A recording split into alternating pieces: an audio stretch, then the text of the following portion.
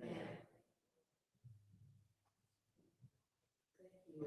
Also, want to acknowledge those individuals that worked this, put this thing together for this candidate forum, which is Cheryl Montgomery. Raise your hand. Cheryl Blackman. Still in the library. We have Latrice Franklin Ward, which is ranked by moderators. We have a husband, Franklin, Dr. Franklin Morris, Jr., as well as we have our two Jenny Z, Dante, and Trinity.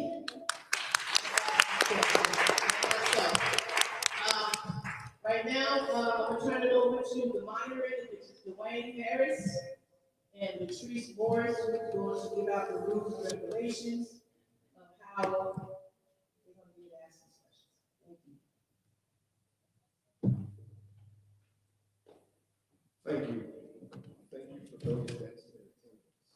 And thank you, candidates, for showing up on a day such as this. The rules are this. The first segment, you will have 1 minute to be direct to your response. We don't want to go into the whole campaign spiel. Let's keep it short so we can make sure that everybody gets a chance to respond. Those are the rules of the narrative. Also, we're going to have another segment where you're going to be asked to give a 30-second response. 30 seconds. We'll be real to the point. Okay, we all agree? Yes. And you're going to have 3 questions from the Gen Z. Okay, because they're important. All right.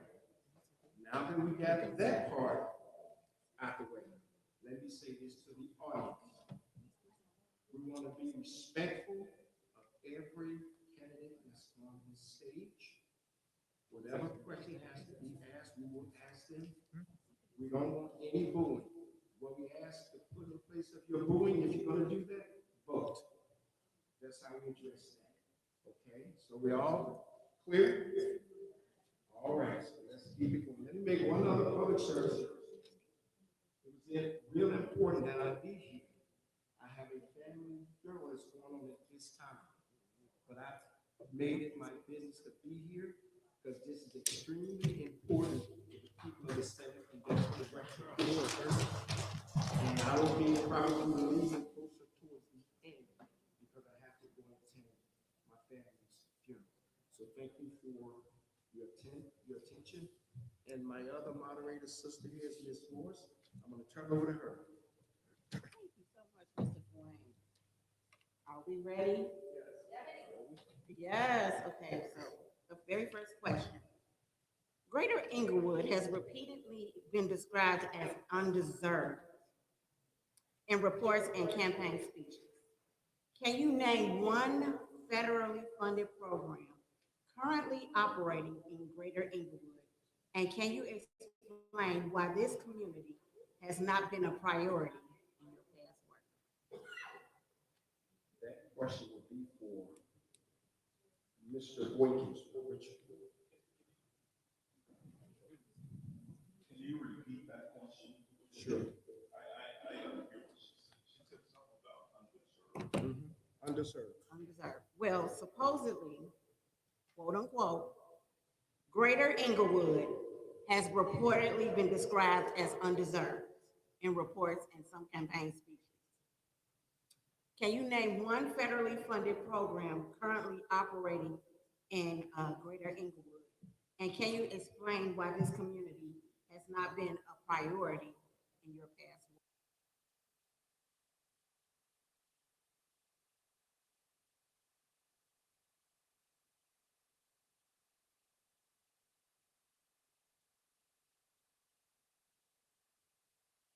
Is certainly deserved. It's a community that needs investment. And it's a community, the federal program that's currently operating in this community is one that Congressman Davis and I helped pass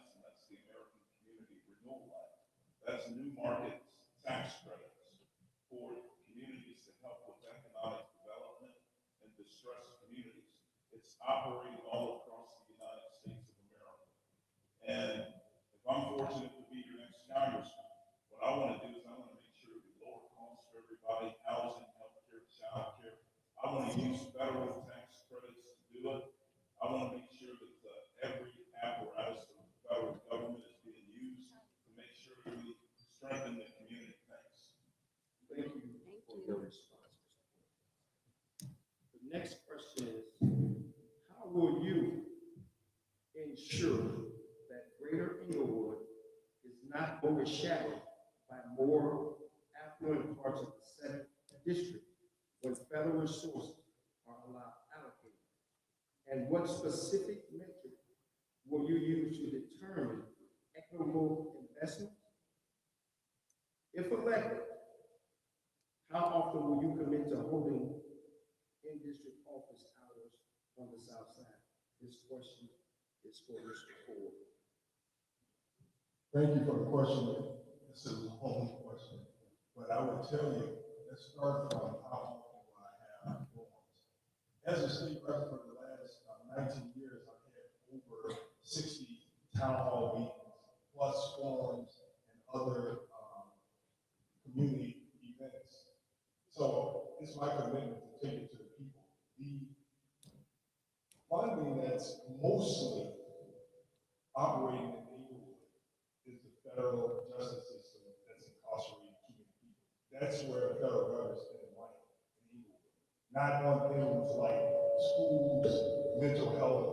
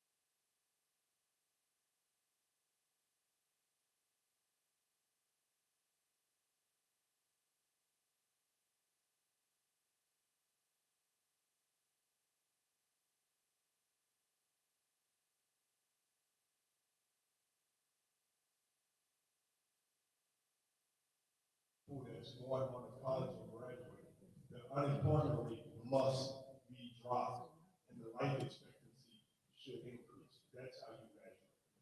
Oh, thank you.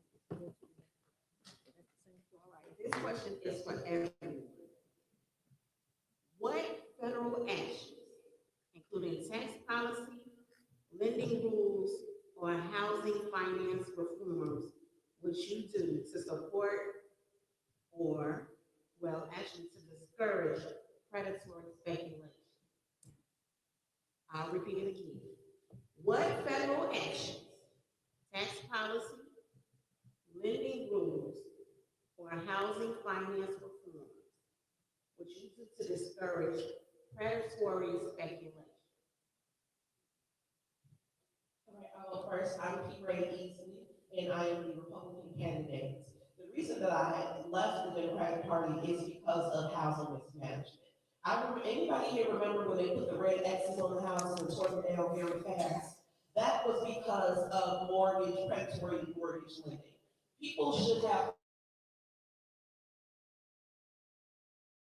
gone to jail for that because it was reported particularly preyed on Black communities to remove our wealth. if I am the congresswoman, I will legislate that if predatory lending occurs within a community, not only will that banking institution be fined, but the lender who directly works with them and knock on those doors need to go to prison as well. We lost 70% of our collective wealth during that scam, and this is why our taxes are high on the south and west side, because we have too many vacant lots and not enough people paying taxes. So those predatory lending practices have long stretching effects when it comes to how we are taxed and how we are lived. We have to lock people up for attacking us in that way. Thank you so much for the question. One of the things I would work for at the federal level is to expand the Housing and Urban Development Section 8 voucher program. We need to make sure that there are more first-time home buyers and that we are supporting people to get out of the cycle of rent. Rent is meant to keep you in a cycle where you're actually not building up your own individual wealth as an individual and also for your family. So it's important that we are supporting generational wealth building, especially in communities like Englewood, like Garfield Park, like Austin. So that is something that I would work for. In addition, we've also seen how the federal government has allowed for funding to come in for housing, for public housing, and yet has added really strict restrictions on how that funding can be used. It feels pretty predatory when the federal government doesn't allow for certain repairs, and people are living in units with mold, units with standing water, units with lead pipe. That is not acceptable. One of the things I would do if there's going to be federal funding, I would increase that federal funding for affordable housing and make sure there are no restrictions on how it can be used so that our city is able to make that possible. Thank you. And I'm gonna make it quick, when there's 10 seconds left, I'll put a 1.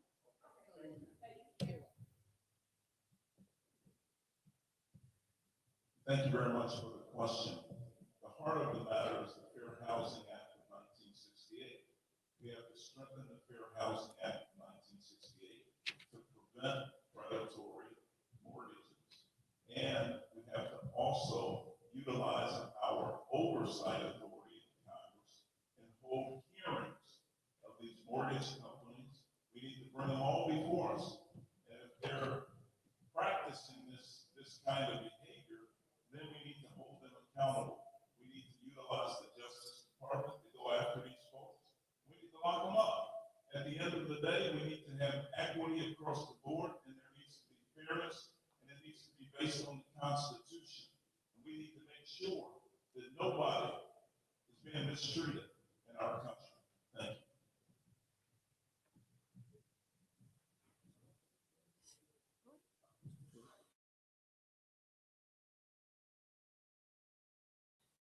Thanks for the opportunity.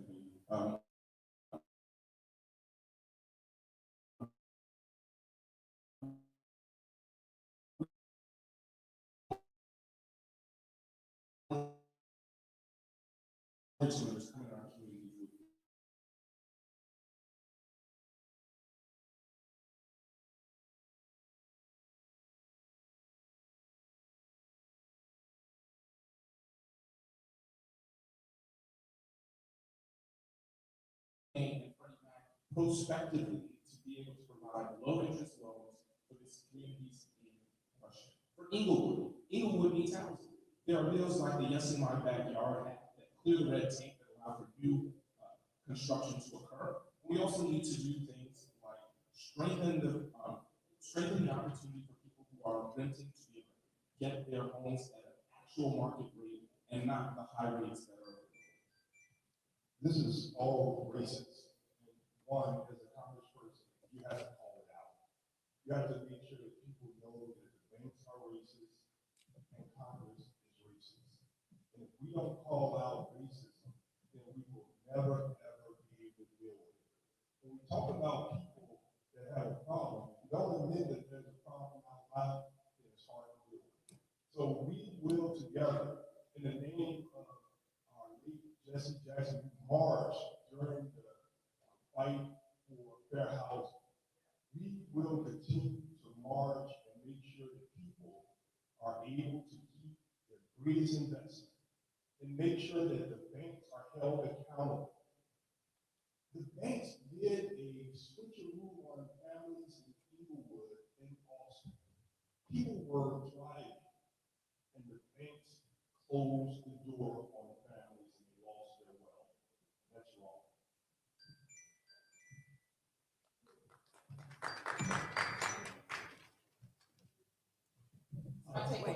question is about. We'll get back to you. We'll get right back to you. I am the early, I'm running for this office because I have seen a lot of the ridiculous operating in Washington, inequities, and I'm starting testimonies before this, before the event, and the same things that would get anyone put in jail anywhere else, especially anywhere getting a free pass in the White House.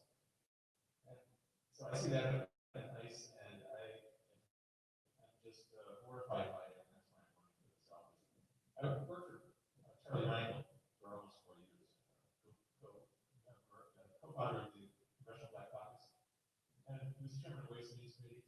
He addressed most of the problems that we're talking about through the tax code. He was a member of the Ways and Means Committee, and he was phenomenally successful in doing that, including sponsoring the low-income housing tax credit, which is built about 90% of the affordable housing in the U.S., 4 million units over the last 30 years. A lot of those units are expiring now. But that's where I would start, expand the funding for it and lower the bottom threshold, expand the expiration dates. Thank you.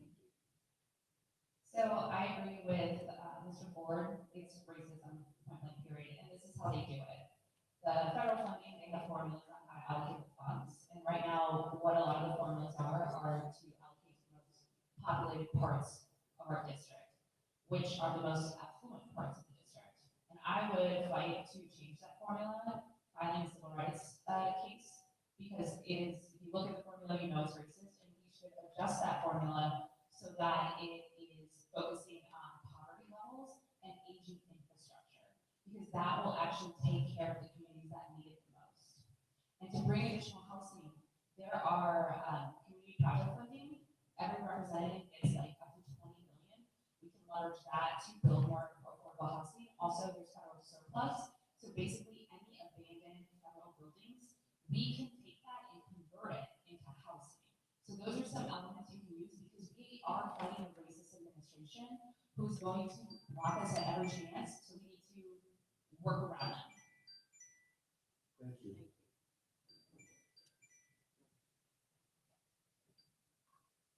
The way we address the extractive system here is bigger than just housing. The entire financial system is built on extracting wealth and giving it to a few billionaires, a few institutional investors. So of course, we need to expand the opportunities for people to get affordable housing. We need to expand funding to build housing that people can afford, and stop handing out a bunch of tax breaks to luxury real estate developers and hoping that they're going to provide more aid. But it's also rent. There are, in Chicago, for example, you spend about $500 more a year because one company has found a way to collude amongst the major landlords and raise rents. I worked on this. I sued that company when I was at the DOJ, trying to make sure that rents are more affordable for people. And beyond just affordable housing and affordable rents, we need to take on the affordable finance system more generally. There's a reason people can't afford their basic cost of living, because we've got payday lenders and check cashing companies that are charging exorbitant rates just so people get access to their paychecks, just to get access to credit. And so one of the things that we need to do beyond just expanding this funding to make sure that everyone in this district has access to affordable housing, that we're capping rates on credit so people aren't cut off from the money. Okay, thank you. I want to turn the mic over here. Yeah. The question is, what federal action, tax policy, lending rules, or housing finance reform would you support to discourage predatory speculation? Yeah, so thank you, and sorry for being late, y'all. I had another campaign day.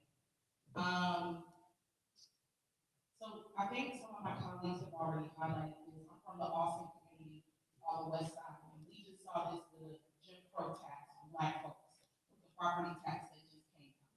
There is a move to displace Black people from real estate here on the south side and on the west side. I would support enforcing Community Reinvestment Act, strengthen consumer protection for folks, and create a pathway for home ownership here on the south side, which have locked Black families out of the process to gain land. We know that when you have housing, or you get a house or you have home ownership, it doesn't just give you equity, it builds generational wealth. And that would be my focus when I go. Thank you. Okay, thank you. Let me add one more. You're fine. One more thing I want to add, can you guys stand up and speak? Could you please announce who you are so we can make sure that we keep everything in line? Okay.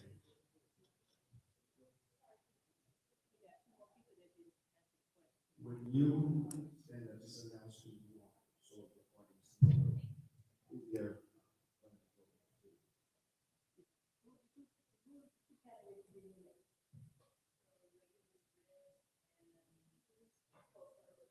She spoke first. I believe.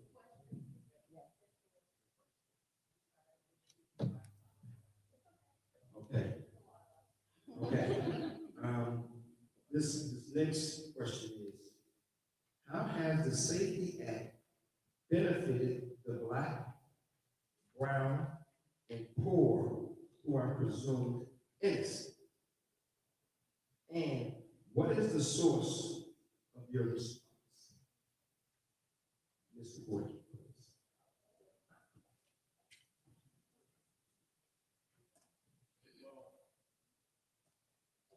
Safety Act. Say who you are. I'm Attorney Richard Boykin, thank you. The Safety Act had an initial benefit, but we've seen a lot of retrenchment from that initial benefit. Right now, we have over 6,000 people at the Cook County Jail. The majority of those people are African Americans. There's been a swell in prison population over the last year from 4,500 to over 6,000 now. And so I don't see much of a benefit from it. I know what the purpose of it was to get people out until they can get their trial or their hearing. Now, we got to do more, but we also have to make sure that there's fairness and equity, and that we use the system to help people. Look, the Illinois Department of Corrections, and I'll come back and talk about the Illinois Department of Corrections in the hearing, but we have more African Americans in the Illinois Department of Corrections and in the Cook County Jail. Thank you. Okay, this question is for everyone. Let's gotta go around. Oh, I'm sorry. I apologize. Hi, Keena Collins. The Safety Act was put into place to say that we need to remove the poverty tax for people who were sitting in jail for cash bail that they couldn't afford around non-violent offenses. And we did see those folks drop the reduction of people sitting in jail for non-violent offenses because of the Safety Act and removing cash bail. Now, according to AP News, the Associated Press, this was helpful to Black and brown folks because if you're sitting there in jail because you maybe got a traffic violation or your license was suspended, that impacts the ability for you to keep your job, you being separated from your children for an extended period of time. And what the Safety Act did was it eliminated those issues for people who were being arrested for nonviolent offenses. And I'm in support of the Safety Act.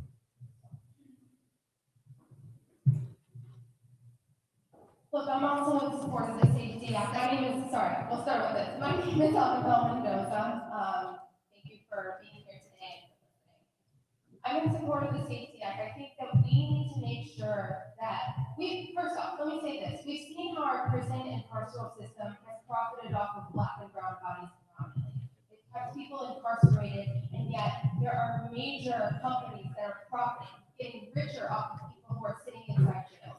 So eliminating cash bail, making sure that trials are fair and fast is absolutely essential. I think we need to strengthen this nationwide. It's not just here in Chicago, it is affecting Black and brown communities all across this country. And we need to fight for a system that doesn't allow major corporations to profit off of incarcerating Black and brown communities. There's a clear direction or clear connection between the prison system and the detention system that impacts immigrant communities. These are all corporations that are profiting off of our bodies. And this is something that I would fight to end in Congress. Thank you so much.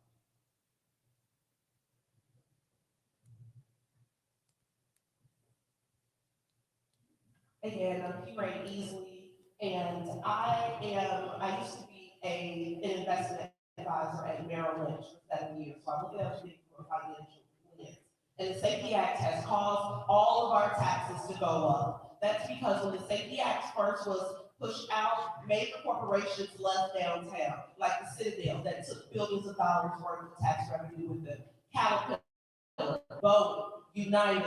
All of these people left because when the Safety Act initially was pushed out, people were put in jail and then let back out of jail. That's why we had the loop punchers. People were down there punching people in the face and doing all types of things because there were certain things that you can be detained for. This act pushed the commercial tax base out of our city. That commercial tax levy was pushed onto the homeowners, and that's why all of our taxes went up. We have to look at these things through a financial standpoint rather than an emotional standpoint, because legislation is directly tied to your wallets and the tax levies that are pushed on the homeowners and the rent that's pushed on the renters. Thank you. You know, I gotta tell you, this is a great topic to shine forward. And when I first got to Springfield years ago, I wanted to be cash bail. We saw people in our communities, everyone in here.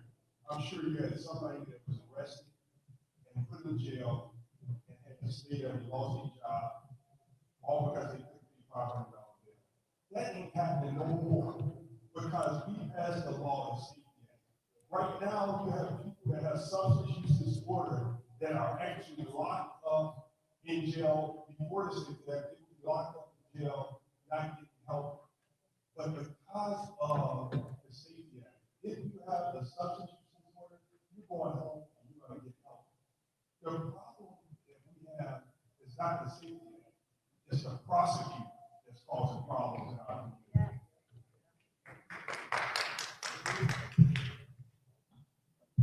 I'm Dr. Thomas. I practice emergency medicine here at the University of Chicago. I've been serving this community for more than 20 years, going on 25. I'm a big fan of the Safety Act. No cash bail is the beginning of unraveling mass incarceration that has taken Black people out of our communities since the war on drugs began in the 80s. But it's only the first step. One of the things that we see in the past couple of years has been a steep decline in the amount of violence. That doesn't have anything to do with policing or incarceration. That's because people are having jobs. The way the federal government can actually improve this is not only to create a sort of oversight and restraint on policing that ensures fairness and equitable treatment, but also make the large investments in infrastructure that create jobs. And those are the things that actually press down on violence and reduce incarceration in ways that are necessary for us to move forward. The Safety Act is the first step. It should only be the first.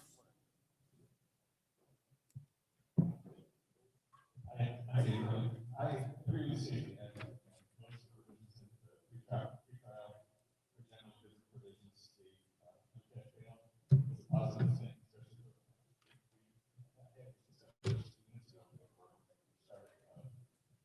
especially separating out non-violent offenders. And that makes perfect sense. It's fair.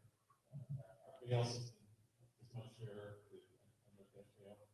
I agree with the policing body cameras and procedures on chokeholds and excessive use of force. In 2025, the CPD paid almost $300 million to settle cases. $300 million could go to fund possibly up to 3,000 police officers. That because of corruption within the police department, and it's a small fraction of the police department, it's a tiny portion of people in the police department who are using excessive force and who are corrupt. And the police department has to crack down on those people in order to build up the security of all of us. Thank you. Hi, everyone. I'm Jasmine Robinson, and I forgot to say this in the meeting. Apologies, but sir, I'm very sorry for your loss. My thoughts and prayers are with your family. I do agree with the Safety Act, but we shouldn't have for-profit prisons, period. And the only reason we have for-profit prisons is because our government's been bought. They do not listen to the bottom 90% of income earners. They make no legislation based off what we want. It's proven by multiple studies. We only listen to the top 10%. And this is before Citizens United. So overturning Citizens United is not enough. We need to ban all PACs and all lobbyists who are paid and move to publicly funded elections. That's how we get our government back. We live in an oligarchy, not a democracy. In other countries, they don't have for-profit prisons. They have rehabilitation centers. That's what they have. Because if someone is going to prison, it could be because of substance abuse, it could be because they can't afford to live. So they're desperate to get food. We should not be punishing them because it's not their fault, it's our government's fault. They give them a living wage in other countries. We don't do that here. It's ridiculous. And we will never get true reform. We will never get true prison reform until we ban tax and pay money.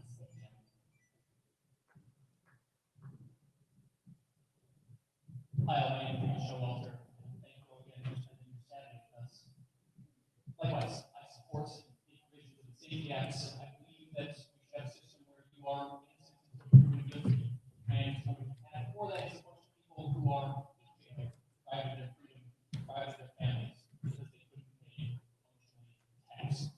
But this is a wider story. It's a system of extraction that the United States has been doing for generations now.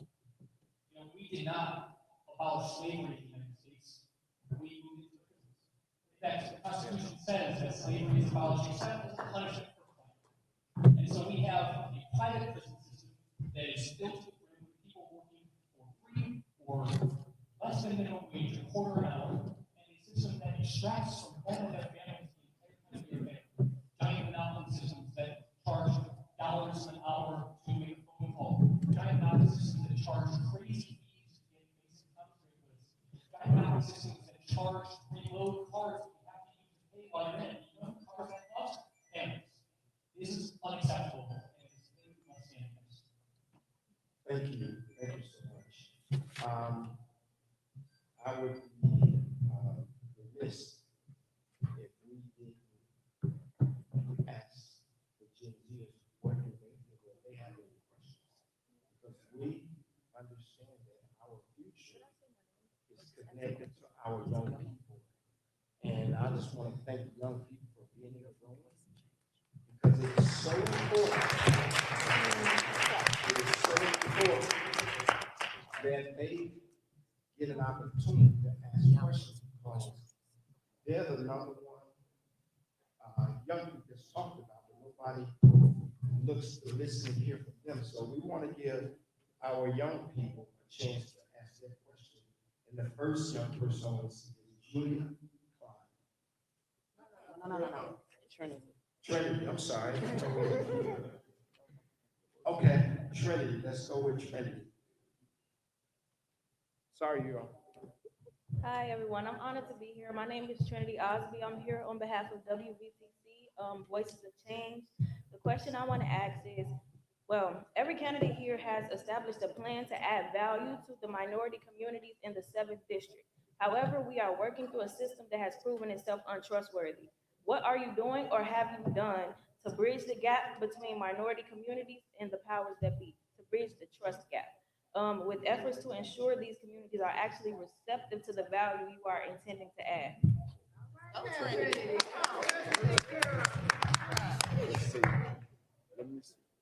I can start. I'm Jasmine Robinson, and I agree with you. We live in a corrupt government. It's not a democracy. And when I was canvassing out in neighborhoods, people didn't want to vote because they lost faith in their government. And I had no intention of becoming, at all, being running for any office, but I built my campaign on an actual plan. So it's called the HEAL Act. It provides universal, free, high-quality health care. Also, education that includes childcare, before and after school programs, summer programs, public colleges and trade schools, access to our government by banning those taxes, those being obvious, breaking down monopolies to encourage small businesses and raise costs for all of us, and a living wage voter credits for small businesses. And we can pay for all of this if we have fair tax plans. And when I go out with this, and I have a flyer I can give to y'all, and I cite all my sources so you know I'm not making this up, and I'm qualified to do this because in HR, I literally build these plans nationally, globally. So I took what the first world countries did and brought it here, and I've gotten so much support because I have a North Star and I'm showing you exactly what I'm doing via transparency.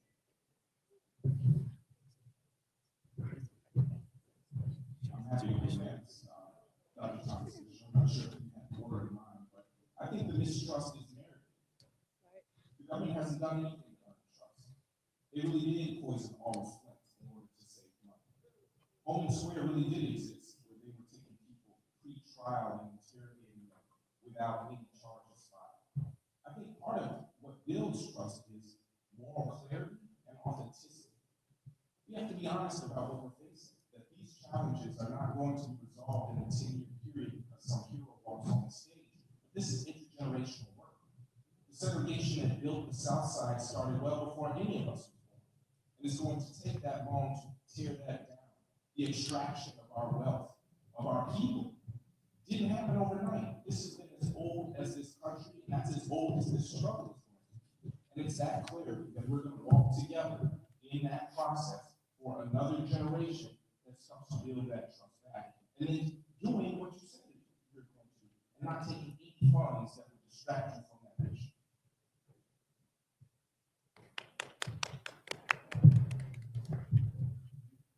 Thank you for the question. Yeah, my name is Lee Showalter. I feel the same thing. I've watched as our governments has failed us, and our representatives have, for years now, Democratic representatives, have told us that we're in a crisis, and the only thing that they have to offer for that is a certainly one letter. Where is the action? Where is the purpose? This district is one that I grew up in Washington, and systematically disinvested in.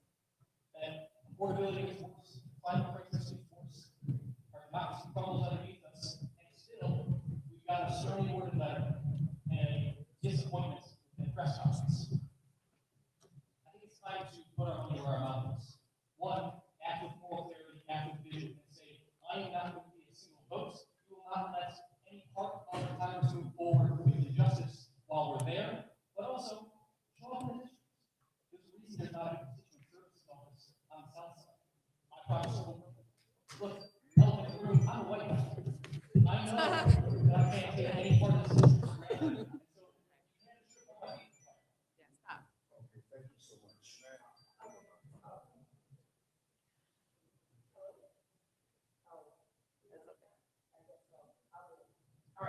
Again, I'm Kira Easley. The main issue that we have in our district is housing mismanagement. And so your question was, what are you doing right now to solve that issue? Because when you go around your community, you see nothing but vacant lots, it breaks your heart.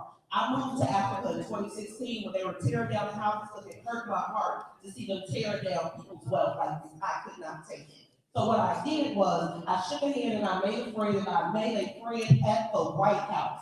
What I did was the White House sent HUD officials here, senior HUD officials, to get in the car with me and my people. We drove them all around the city to let them see what federal housing mismanagement looks like in real time, because the Chicago Housing Authority is hoarding $1.8 billion for 120,000 families on the waiting list. And the people who have the ability to legislate and advocate for us did not do it. So I'm doing the work right now. I went to the White House the other day. We bringing the housing secretary here so they can see all of this vacant land and we can put some shovels in the ground and get our people back housed. Thank you so much. We're going to go back here. We got the gentleman here, then we're going to Mr. Ford, and we're going to go this way. That way we keep it in order, please. I would appreciate add something, maybe I can add to it, because I'm a teacher at the University of Chicago, and also the University. And thank you for the question. Young people are rightfully disenchanted with government. I am disenchanted with government also, and I'm not disenchanted. And so the government has to start producing. And from an academic perspective, I would say neighborhood doesn't meet the metrics we were talking about earlier, then it's time for the government to step in. And if they're not achieving the outcomes that are necessary, then experiment and keep trying with as many federal programs as possible. Because right now, the equity and corruption are just out of control. I'm not even going to talk about the administration, but if we look systematically at each neighborhood, looking at the metrics, and if they're not working, and they're obviously not working across many metrics, then we need to try new things. Thank you. The greatest thing that you can do as an elected official is to be a voice and make sure that people know where you stand. And since I've been elected, I've passed legislation for the African American Employment Branch. critical to make sure black women have equal pay in Illinois. You have to say black if you want to help blacks. This is not a all boats rise with the tide. This is look at the problem, face it, stare it down, and deal with it. And so I've done that as a legislator. And when I tell you, you're going to Washington, you have to make sure you go there. You have to know where you stand and where you stand on issues. You have to let them know that there's a great disparity in every area of black lives. And you have to be ready to fight for the community, make sure that we can deliver for the people in the black community without any reservation. Thank you.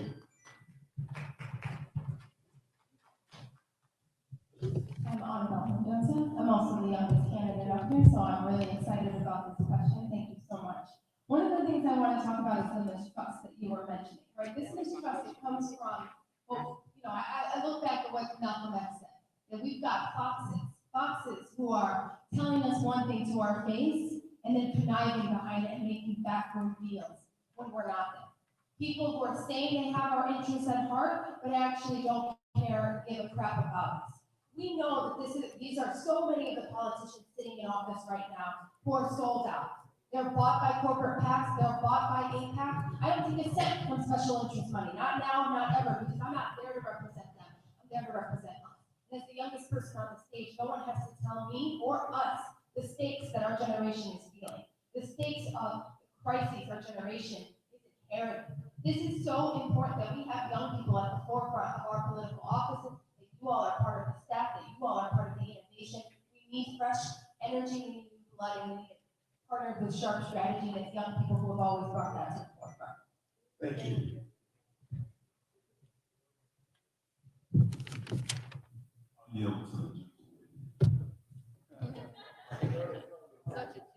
Thank you, sir. Akina Collins.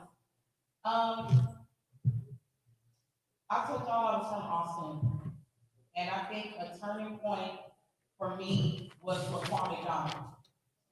A 17-year-old shot 16 times by a Chicago police officer, and the entire system conspired to conceal his murder and actually blamed him for his murder. I was so happy to be one of the young people on the front line organizing those direct actions for the voice of Kwame Donald, fighting for a federal consent decree. Living in a community, we talked earlier about the Safety Act, where we have $1 million blocks. Our government has invested $1 billion per block, $100 million a year to incarcerate people, when we literally have a criminal sitting in the White House right now. We know that police officers know how to disarm, disengage, and not kill white people all the time. We see it with the mass shootings that happen across our country. We need somebody who's not just going to represent us, but who's going to have the bravery and the courage to tell people the truth and speak truth to power when they get to these seats. Thank you. Thank you. Thank you. Trinity, thank you for the question. And let me tell you, we have black faces in high places. We have a lot of black elected officials. If they were all working together, you would see a change in Inglewood, you would see a change in Lawndale, you would see a change in Austin. These are communities that have been neglected because these folks don't know what they're doing. They don't understand how to use their collective power to empower the community.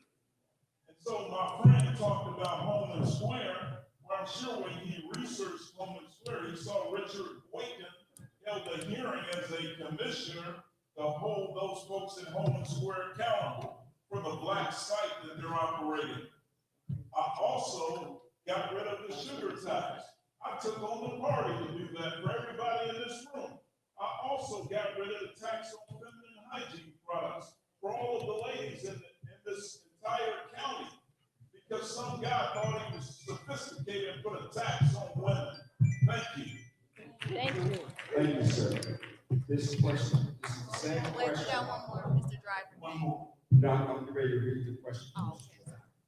This question is for you, Mr. Driver. How has the Safety Act benefited the black, brown, and poor who are presumed innocent? Oh, no. No. Her question. Oh, it's Trinity's question. Hi, Mr. Driver. Thank you for coming. My name is Trinity Osby. The question that I asked all of the candidates here, for context, every candidate here has established a plan to add value to minority communities in the 7th district. However, we are working through a system that has proven itself untrustworthy.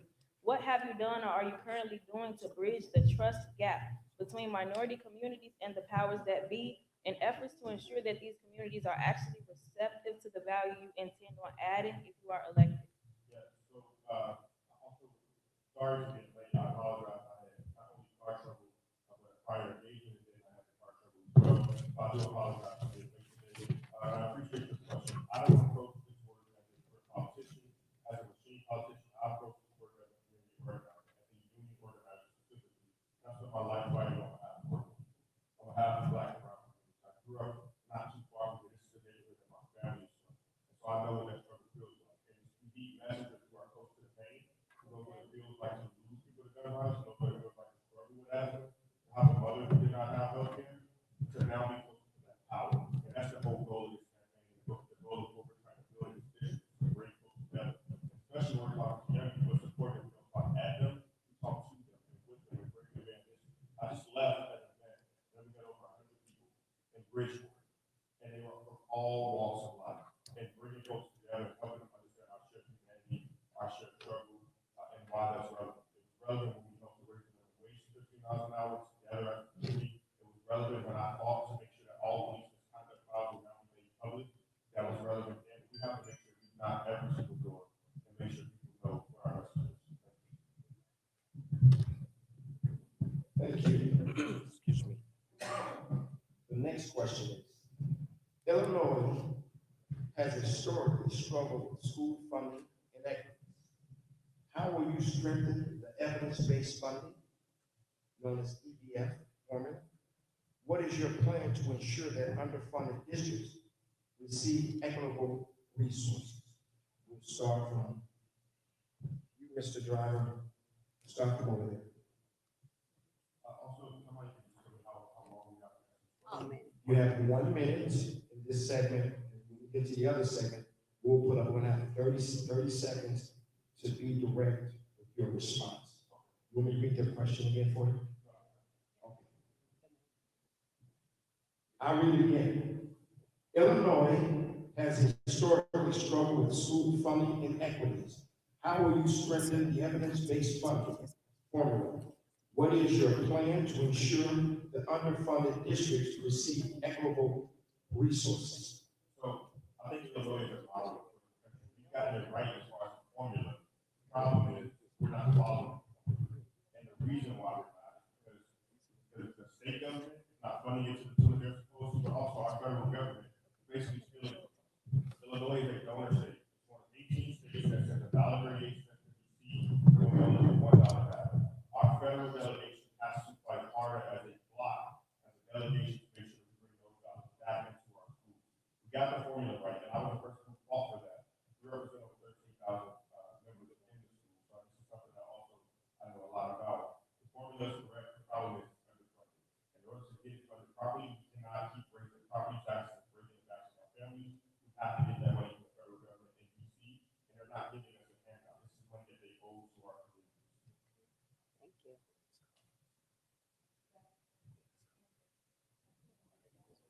Ms. Collins. Hi, I'm Keena Collins. Illinois segment, this is actually a very important question in Illinois segment. 10 years ago, when we dealt with the largest public school shutdown in American history, the 29 of the 50 schools happened inside of our district. So I would like for Title I funding, obviously, to come back. I'm actually for tripling Title I funding. But to go off of what my colleague Anthony Driver said, we need to vote some of these people out of office.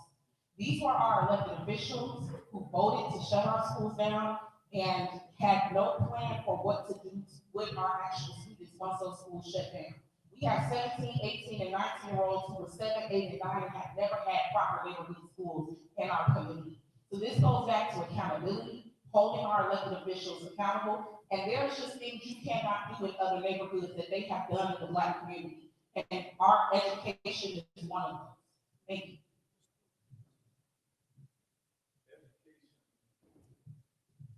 Education is the ladder to success. It's the great equalizer. And unfortunately, in this bluest of blue states, we have failed our children.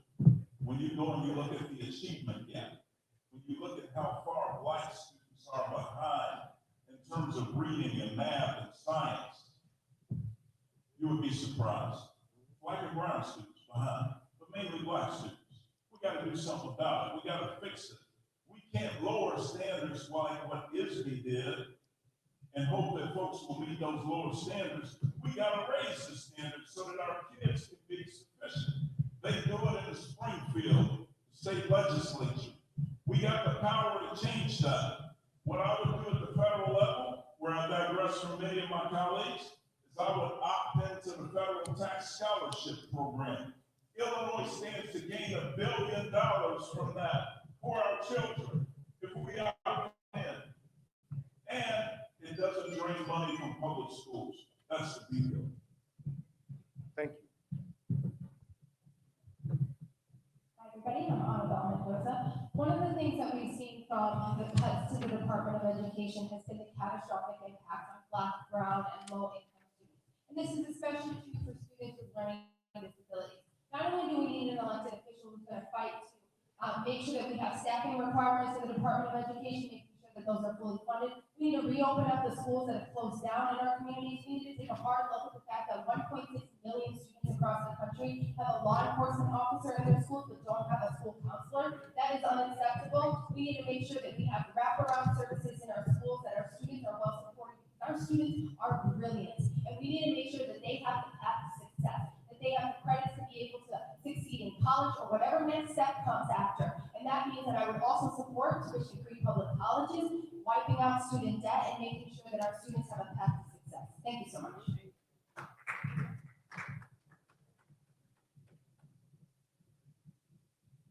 Again, I'm Ray Easley. I am a Chicago Public School graduate. My parents met in Chicago Public Schools in the 7th grade, okay? So CPS saved our lives, and I take this very seriously. The issue is not funding, because we have schools like Douglas High School on the west side of Chicago that spend $68,000 per student in that institution, and they have 0% reading proficiency and 0% math proficiency. So it's not a money game, it is an accountability game. I live across the street right now from a high school, and I watch the children walk past every day with their khaki pants, their yellow shirts. I snap them up, tuck your pockets in, all that good stuff. Every child that goes in there, 0% reading, 0% math.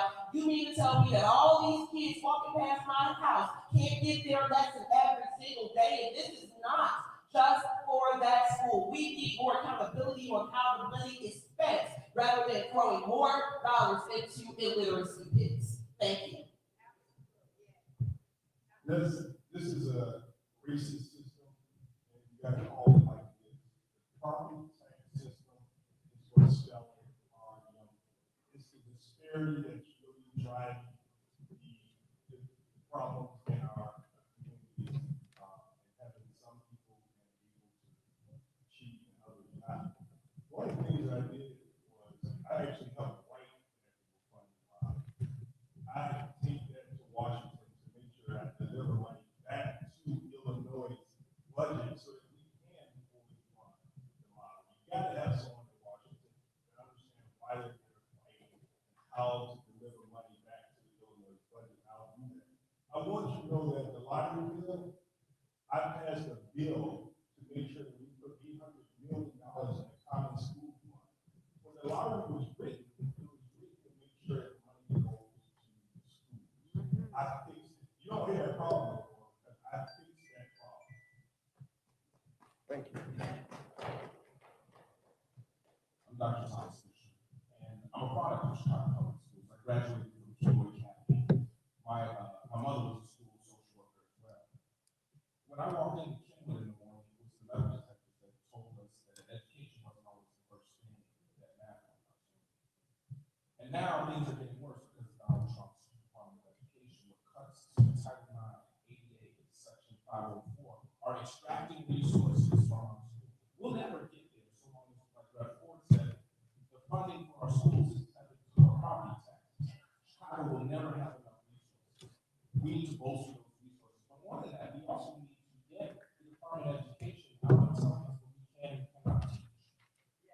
success of so many of our Black authors has transformed them. Nicole Hannah Jones, Ta-Nehisi Coates, Ibram X. Kendi, where they're telling the truth about this country, has been terrified, and they're now burning those books. We have a lot of steps we need to do, not only to ensure we have the funding we need, but that we're telling the truth about this country so that our next generation is able to continue this progress towards justice. Thank you.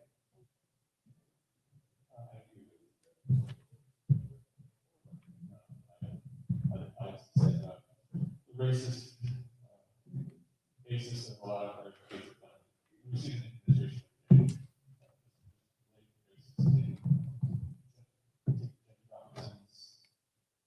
By advocating out of military libraries, for example, just a small thing, but it tells you volumes about where this administration's priorities are. Typically, the approach to addressing sanitary disparities in funding is to move from property taxes to the state level, property taxes to the federal level. We've lost a lot of federal funds since COVID funds, but moving slowly is necessary, but as fast as possible. That funding from a local property tax to state and federal taxes and sources of aid is a good first step in trying to equalize funding across the state. Thank you. Hello, everyone. I'm Jackson J. Robinson, and yes, the property tax it's discriminatory, it's racist. And what a Congress representative can do and what I would do is actually file a civil rights case and sue them, because we can address this, we can change it by proving it is racist and discriminatory, and then they have to. That's a long battle, I'm not gonna lie. So what I would do to bring funding in now is grants. There are $1 trillion in grants. I'm gonna hire a grant director and a grant coordinator so that we can find out what these grants are and start working with our public education to try to bring more money in. And the reason grants are so complicated is because they want them that way. The only people who can get grants right now are those nonprofits that already have a ton of money that are supported by the ultra state. So I'm gonna bypass that system and bring it to this community and other communities who are suffering from this through the grant process. There are multiple things we can do, and we can't just hit it one way. We have to hit every single lever, every single way we can fight back. Thank you. Rachel Walter. The only way that we actually address this is to address the long-term systemic disinvestment. This is the perfect case for wealth tax on the ultra wealthy. There is a reason why educational attainment is starkly different between Southside and something like River Forest. And it's not just the funding for primary schools, it's the wraparound services. It's the after-school program, it's the extracurriculars, it's the pathway into high school and selective colleges. All of that is a story of funding and resources that extends way past just what we're doing in a curriculum, in a classroom. And the only way to rectify that is with a substantial national wealth tax so that the educational opportunity we can get doesn't depend on the presence of mansions in your zip code. Beyond that, we need to be fighting for an educational department that can actually plan and meaningfully use resources. There's a reason we swing back and forth between funding from a Democratic administration and now the Trump is we've got a bunch of cuts and a bunch of cuts to PI programs. We can make these 10-year, 20-year programs with national plans. Thank you so much. Another question from one of our Gen Zers.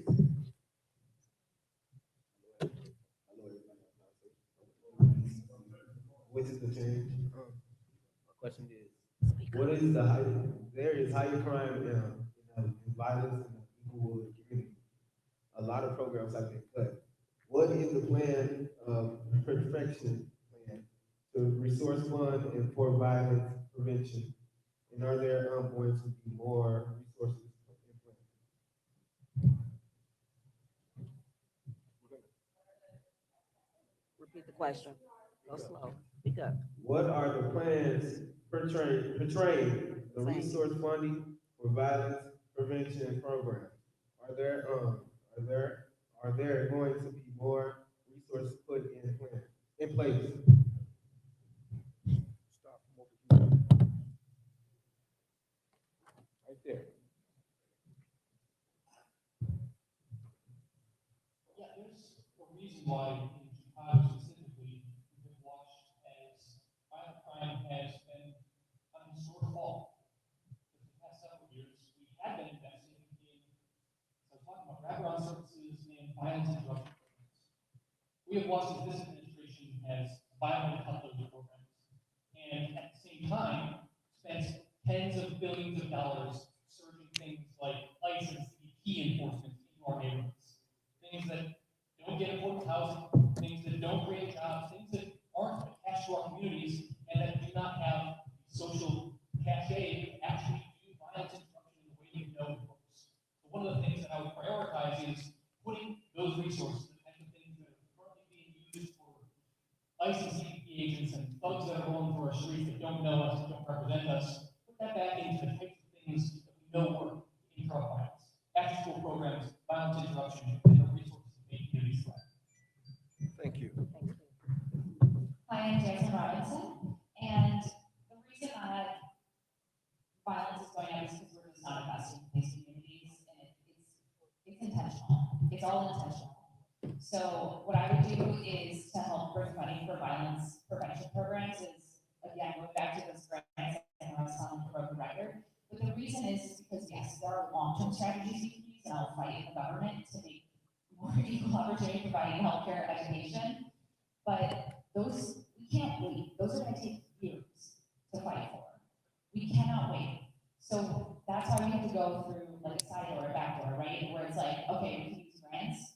Every representative in Congress gets community funded projects, so I can bring $20 million in to do that, to bring in violence prevention programs. And that's how we do it. And the reason why Congress representatives aren't doing right now is because they keep calling their donors for more money because they're worried about the re-election, worried about their campaign, versus actually doing their job. Thank you. The federal government has a few different roles, I think, in local violence prevention. And thank you for the question, by the way. First, I would say that the mechanical side, getting guns off the street is important. Getting a handle on traveling from Wisconsin to Indiana or for a portion of time, sometimes is one step. And we also have a lot of human issues that help with the ATF task force could be strengthened instead of spending money, all this billions of dollars on ICE. We could actually use federal assistance to reduce violence. And the human interrupted programs are really successful.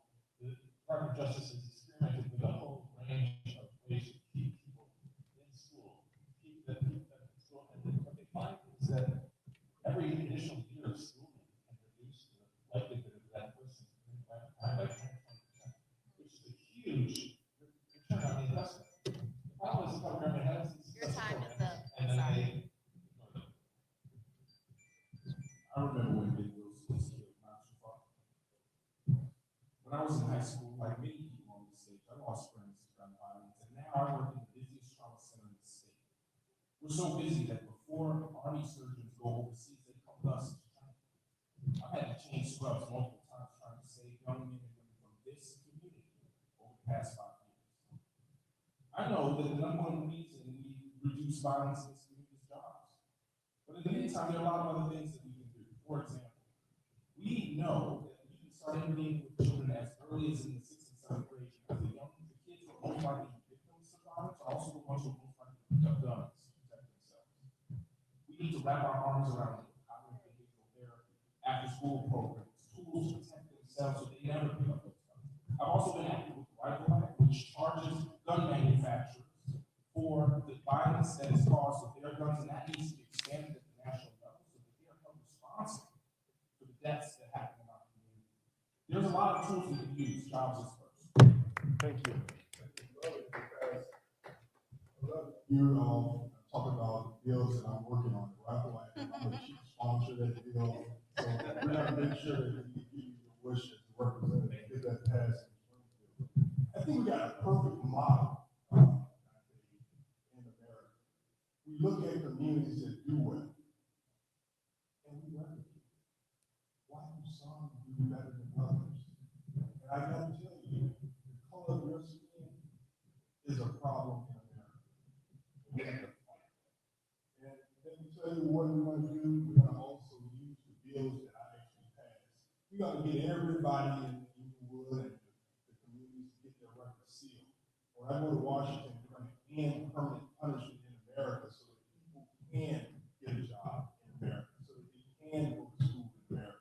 That's what we're gonna do. We're gonna also continue to call this out as racist and make sure that when they see you just like they see your peer as white. Thank you.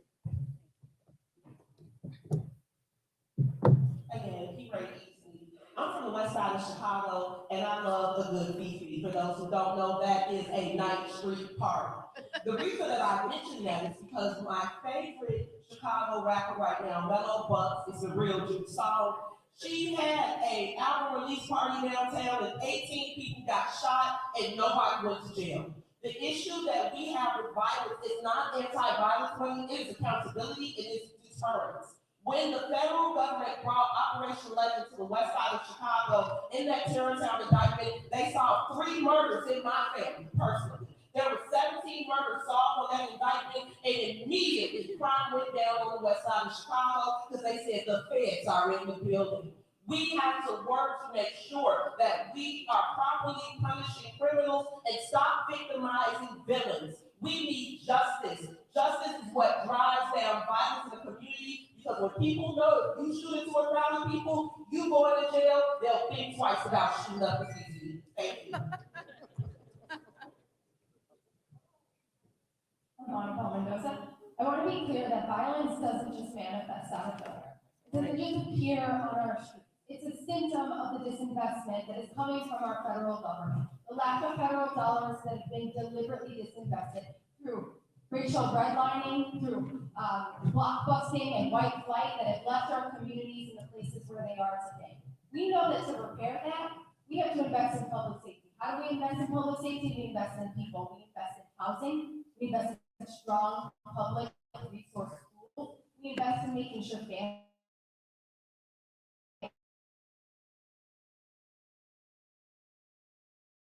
are able to put food on the table. We make sure that I have access to the resources. And we have to be humble enough to know that you have a responsibility to listen to the people in the community that they call home, the organizers that have been doing the violence to the solutions. That's the only way that we can move forward. Thank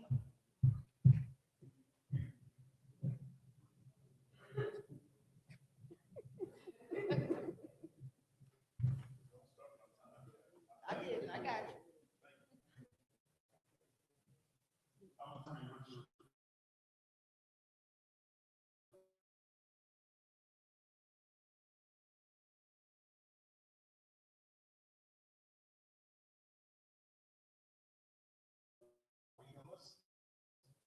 Talk about the here in Chicago.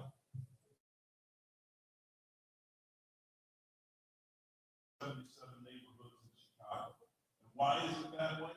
Because we got dumb politicians who don't know what to do. We got people who we constantly send back to office, and they don't know what to do. Many of them are black. They're black. They're in high places. They're in big offices, but they're not doing what they need to do in order to arrest the violence. What we have to do is we have to bring jobs. We got to make sure communities like Inglewood that have lost jobs. Inglewood, 63rd Street used to be the busiest corridor in the city of Chicago. No longer is that the case. We got to bring jobs. That's how we stop crime. Okay, Richard. Thank you, young man, for your question. This is important. I got my start in youth organizing after I was a young person in my community going down the brain. I knew the victim and I knew the shooter, and it changed the trajectory of my life, but it gave me my mission in life too, because the bullet was flying long before anybody pulled the trigger. We shut down public schools when there's lead in the water, toxins in the air. That's the bullet line. Now, I love my colleague P. Ray, but I have to address it. Incarcerating more people is not going to drive the violence down, because if that was the case, America would be the safest country in America and on the globe. We are the most incarcerated people on the globe. So that is not the answer. I was happy to work on the Biden-Harris administration for gun violence prevention, safety task force, and we advocate for an Office of Violence Prevention on the national level and an investment on the local level. We need to invest in our violence interrupters and the people in our community who are doing the jobs who can de-escalate before crime continues to be stick with form retaliatory. And we need to bring back jobs. So I support the Compete Act to bring manufacturing back onto the west side and south side. Thank you. Thank you. Again, I'm in you guys, and I really appreciate your question. As a young black man on the stage, who grew up in this neighborhood under the age of 35, I am both most likely to be the victim of a crime and to perpetuate it. That is the reality that I live with every day when I look at what's happening in my community, in our community, across the country. And that's why I support federal child care. I've lost 22 friends to gun violence. I don't even like politics. I hate everything about politics. But I got into this work because it's necessary, because I know what it feels like to lose people. 30% of young black men under the age of 35 are not in school and do not have a job. We must have a federal child care that guarantees a minimum of $25,000. The other thing I'll say as the president of the commission that oversees the police department, we're never going to be able to get our gun violence numbers down as long as we are neighbors with Indiana. 80% of guns in the city of Chicago are legally bought, and they come from Indiana. We need a federal law that stops the flow of guns from Indiana to the city of Chicago. Thank you. Thank you. Okay, everyone. Okay. This is everybody. This is a question that I hold near and dear to my heart. I'll give you all a brief background. Oh, can you repeat the question to Ms. Tanya Evers? Okay. Hello. Hello, I'm Dante with the new. Good morning. Okay. There's higher crimes and violence in the Inglewood community, and a lot of programs have been cut. What is your plan for protection, the resource funding, and for violent prevention programs? Are there going to be more resources put in place? So good morning, everyone. Melissa. So happy and proud to be the city treasurer of Chicago, but more so than anything, so humbly and proud to be a baby girl of Inglewood. That's right. So I am proud to stand here on this morning with you. And I'm gonna answer the question, and I'll say this with that. I'm a baby girl that was born down the street at 64th and Home. The first school I attended was Sealy, across the street, and around the corner, 66th Sealy on 2. And I remember back then, my mother, as a single mother raising 3 girls on her own, she would work 2 or 3 jobs trying to make ends meet. But she never worried about her 3 girls being outside playing on the block, because it was a community that watched us and kept us together. We need to get back to number one, being a family, being a unified community. I remember when young people would have to listen to our elders, and our parents didn't have to worry about whether they were in the room, because we had the greatest respect for our elders. Oh, there's a time? Yes, ma'am. Okay. And so what I will say in regards to that, it was a community that helped me to be to who I am today. And so in regards to federal Your time programs. is up. Oh, I thought you said 1 minute. No, I meant 10 seconds. Okay, that's what that was. Yes, I'm sorry. Well, you already gave me. Well, we went over that in the beginning. I'm so sorry. I'm sorry. I'll answer that next. Okay. Okay. Sorry about that, but yes, these are 1 minute questions. Oh, So, good. yeah. And then we're gonna have, after the 1 minute, it'll be like a 30-second, but I'll let you all know when it's 30 seconds. No problem. So for everyone, the 3, that means 30 seconds remaining, and the 1 means 10 seconds remaining. Gotcha. I got 1 minute, 1 minute. You're fine. So this is a question that I hold near and dear to my heart that has affected me. My father passed away in 2018. I just want you all to remember that. When, in 2018, I had to kidnap my father because he was a victim of elderly abuse. His ex-wife, well, his wife at the time was abusing him. And I kidnapped him because I found out he had cancer. When we took him to the doctor, we found out he had stage for prostate. Instead of them showing compassion, they said, instead of you paying, you know, you have Medicare, but how are you gonna pay the other 20%? And I ended up getting extra insurance to cover the 20%, which was an extra $400 a month out of his Social Security. So I'll repeat the question if I have to, just let me know. Congress does not directly run Medicare and Medicaid. And you all already know, because I also pay Medicare and Medicaid. And this also affects everyone because our insurance went up by 30+%. So Congress does not directly run Medicare and Medicaid, but it controls authorizations, funding, formulas, and oversight, which specifically, I wanted to know, it is specifically, it is, you know, it's through committees and caucuses. But what would you seek to join to influence these programs and to help, you know, so that elderly people and those, you know, that can't afford to pay for these insurances, how are we gonna bring these rates down and how are we gonna give them the proper care that they need?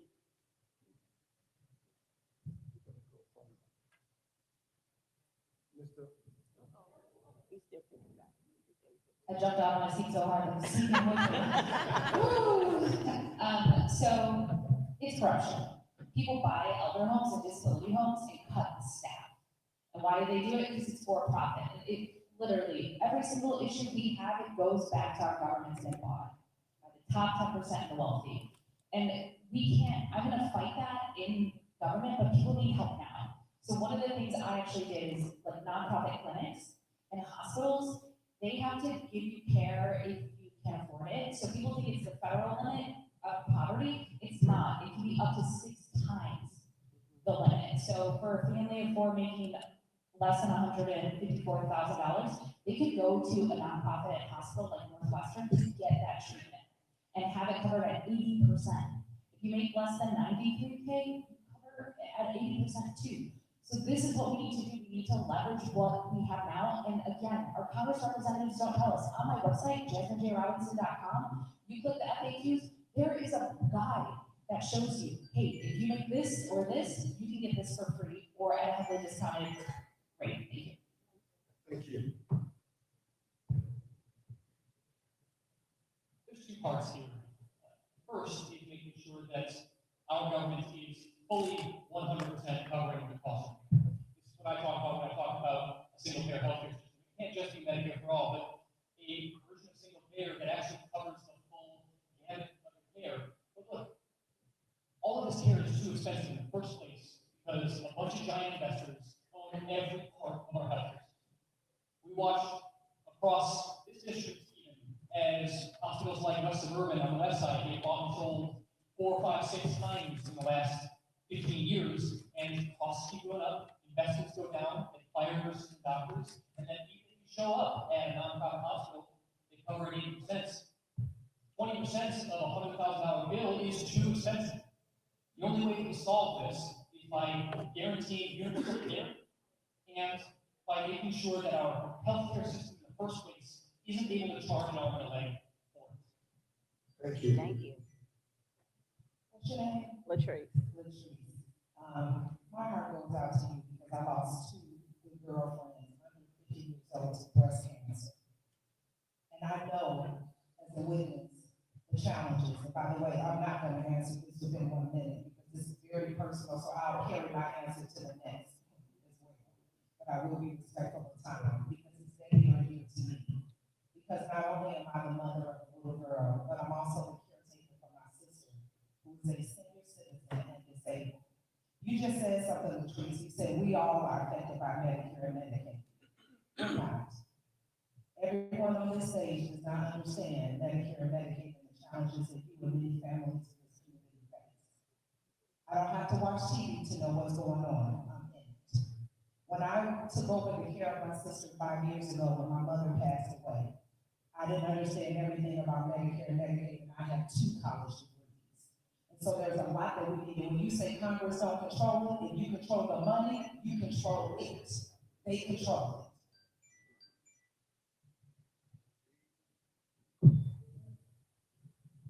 We have 60,000 people in this district, I'm sure, which is completely unacceptable. usually have automatic Medicare coverage and automatic Medicaid coverage, so you don't have to wait through all of the forms that I'm sure you're familiar with now. So this is not something, right now, it's very difficult to get coverage, and the federal government does not cover everybody. So I don't care how that 60,000 number, I'm sure people are covered. I mean, I want it to be automatic. The Congress does not like single-payer healthcare systems. I worked with the Government Accountability Office for 15 years, and they wrote several dozen reports on single-payer healthcare in favor of it. And Congress said no. Obamacare, ACA, passed by one vote, and the other reason it wasn't a single-payer system was that Republicans wouldn't go along with it. On the other hand, Republicans fantasy that people are able to shop for their health care in a responsible, informed way is ridiculous. I couldn't get a blood test and get a cost estimate. They said, we don't know what it costs. Okay, sir. Thank you. Thank you so much. I'm sorry about your experience, and thank you for sharing some of the dirty secrets about Medicare. It's not just that there's a high deductible before you get care. There's not a lifetime cap. You can end up getting bankrupt and getting care anyway. I've been serving people in the emergency department who have checked out rather than getting needed hospitalizations or surgeries because they were afraid of bills.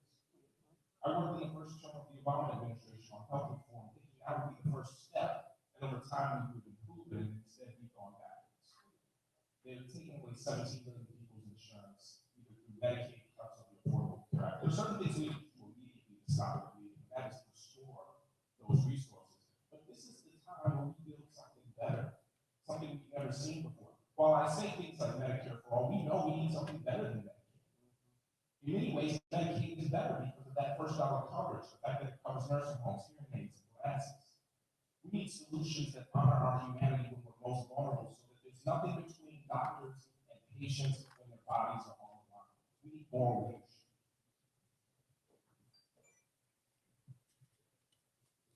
It's important that we end the tax breaks to millionaires so that we can fund health care for all. It's important that we stop funding endless overseas awards so that we can fund health care for all. It's important that we stop funding a criminal justice system that's incarcerating Black people more than any other person in this country. It's important that we end the defense budget, that we continue to spend money on wars and weapons to fight unnecessary wars so that we can fund health care. Prostate cancer shouldn't be a death sentence. We have to have health care for everyone because early detection saves lives. We have to make sure people have preventive care in this country so that they can live longer. You know, the life expectancy of Black people versus whites is inhumane. I will fight for health care. I will fight to make sure that we have funding to have health care for all in America. Thank you. This is actually, again, P-ratings. This is one of the core tenets of my campaign. If you live in a community where 17% or more people use medical cards, the healthcare institutions in your community do not have access to the primary credit market because people who receive Medicaid are counted as a negative credit factor towards these hospitals. This is why St. Bernard does not have what it needs. This is why Loretto does not have what it needs. This is why Mount Sinai does not have what it needs. As your congresswoman, I will legislate with my colleagues on both sides of the aisle to remove Medicaid reimbursement rates as a credit factor when it comes related to hospitals. The banks are deciding who lives and who dies. Because if your father was at Rush, he could have got a charity payment because Rush has access to credit and they have more money for facilities and machines. But if you are going in your neighborhood, they don't have that charity. So they need to dig it out of your pocket, and we're going to remove the banks from the healthcare system by making sure that your zip code does not determine the quality of healthcare you receive. Thank you. Thank you so much. Thank you for sharing your experience. I'm very sorry for what you had to go through. My name is Annabelle Mendoza. I know that as children, we're also very protective of our parents. I would have done the exact same thing if that was happening to my mom or to my dad. And that takes real courage. We do need a single-payer healthcare system in this country, absolutely. But we need to go beyond that. There are so many people who are drowning in medical debt. keeping them in a financial pit that they may never recover from. And we know that that is something that is also the leading cause of bankruptcy, the leading reason why people actually lose their homes, lose the thing that's going to build generational wealth for them and their families. One of the things I would fight for in Congress is to completely eliminate medical debt. As you mentioned in your experience, you still had 20% of that bill to pay, probably tens of thousands worth of dollars. That again is only meant to keep you in a cycle of debt. So I would eliminate that completely. I would fight for universal elder care and making sure that families who have gone through elder neglect or elder abuse have the resources they need to seek restitution for that. Thank you. Thank you. So before, I'm Keenan, but before I decided to run for Congress, I was a national organizer with Physicians for a National Health Program, training 20,000 doctors and medical students across the country to fight for a single payer universal health care system. Because exactly what you went through. When I ran for the first time, I met children in North Lawndale who had type 1 diabetes or type 2 diabetes and had to share their insulin with their grandparents because they could not afford to each have their own vial of insulin. That is a moral failure. Our federal budget is a moral document, and we should not be making healthcare optional in this country or having it hinge on the fact that people have jobs or not. If you are ill or sick, you should be able to go in without having an emergency room bill to get the healthcare that you need. So immediately we need to protect the ACA subsidies and we need to drive down the cost of prescriptions, but we need to fight to expand a healthcare system where everybody has a right to healthcare in this country. Thank you. Thank you. I'm Anthony Driver. Thank you for sharing that. Thank you for your vulnerability. Because so many of us who have very similar experiences. You will hear me also say I'm fighting for that for all. But I should be clear that doesn't go nearly as far. There's so many of these for all plans that don't actually do it. I'm a child. I'm an only child. Not because my mom wanted me to be an only child. Her dream was to be a mother. But she had miscarriage after miscarriage after miscarriage. It was told you'll die if you keep trying. She never quit. I'm her only child. She barely for 6 months for her to happen. Why do I tell that story? Because what good is having Medicare for all we have a black insurance? What good is Medicare for all if we don't have culturally competent doctors? What good is Medicare for all if doctors and nurses still struggle to find many people of color? We use a post on it to get people of color, right? We have to not only have Medicare for all, we have to make sure the people who are in elected office are addressing the needs of black people specifically, and that they are not afraid to do the word black. We can lift up every community, and we can be pro-black, but it does not mean that we do not have to specifically address it. Thank you.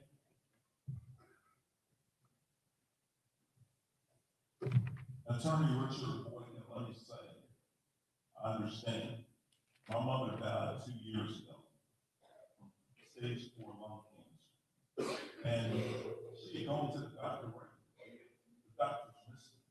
She had gotten her mammographies, exams, and all of that. They missed it until it was stage 4.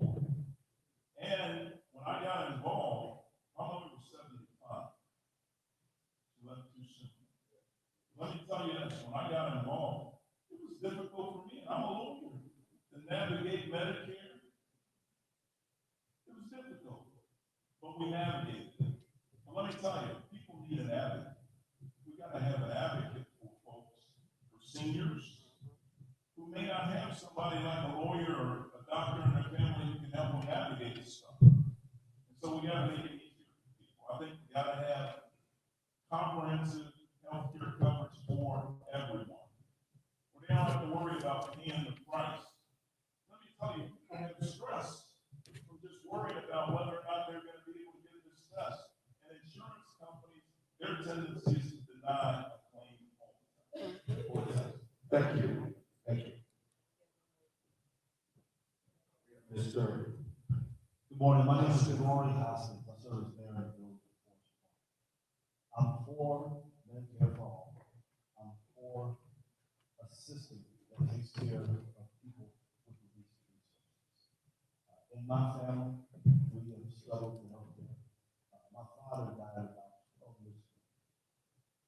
He died of political causes. He was a boy. He was a black man. He was not properly cared for when he sought emergency care. So he went back home, they sent him back home, and he died on his own couch. That was preventable. In my early career, I worked as a social worker. I worked for a Head Start program. My job was to make sure that the children in the program were getting the medical care that they needed. Later, I worked in Boston. I had the same job, making sure that children got the help that they need. I believe the Medicare for all will be a wealthy country, and we can take care of our people. Thank you. Thank you. We're now getting ready to go into the 30-second response.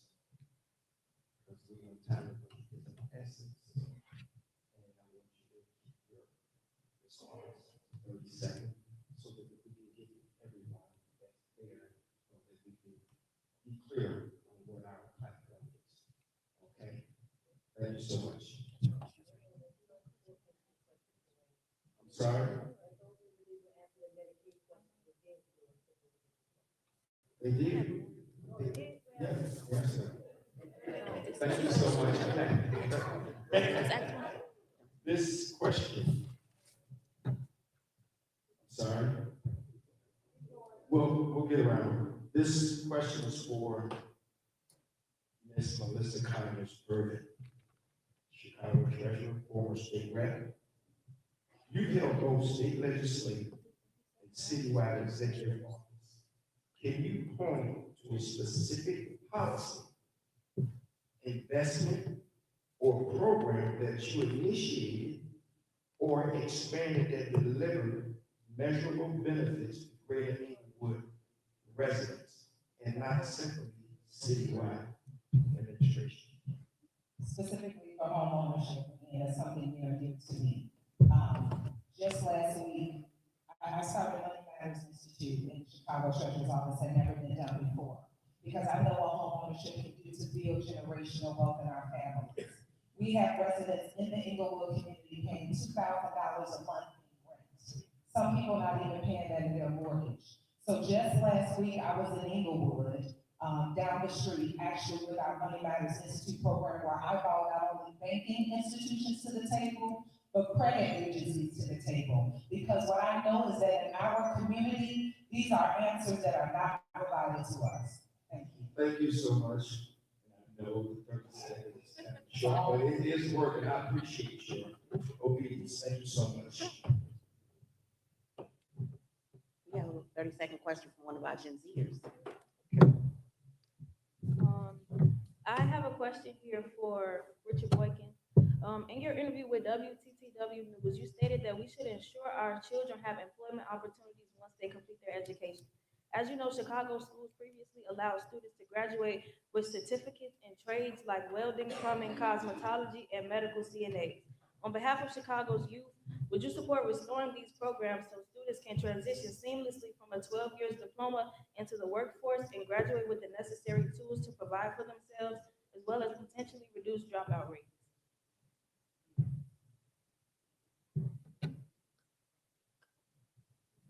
Trinity, thank you for the question. Absolutely, I support them. And what I would do is take it a step further. I want to make sure the kids who graduate actually fill out a job application, actually can read, write, and do math at grade level before they graduate. And I want to make sure that they have the Christ the King model, which is a corporate work study model that introduces them to corporate offices when they're at high school. Thank you. Thank you. This question is for Dr. Thomas Fisher. As a physician, you've seen the consequences of inadequate insurance. What federal policy would you prioritize to immediately reduce out-of-pocket healthcare costs for working families in Greater Inglewood? Before you answer that, 5 will be 15 seconds left. 5. First dollar coverage is best solved by expanding Medicare. Medicare does not have that solution. Most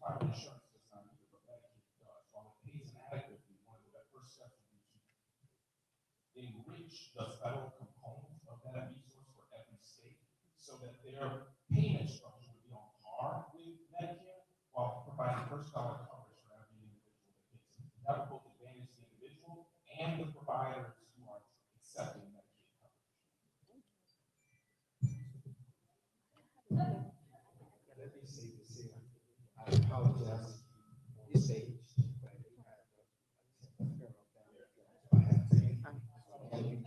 that's the board.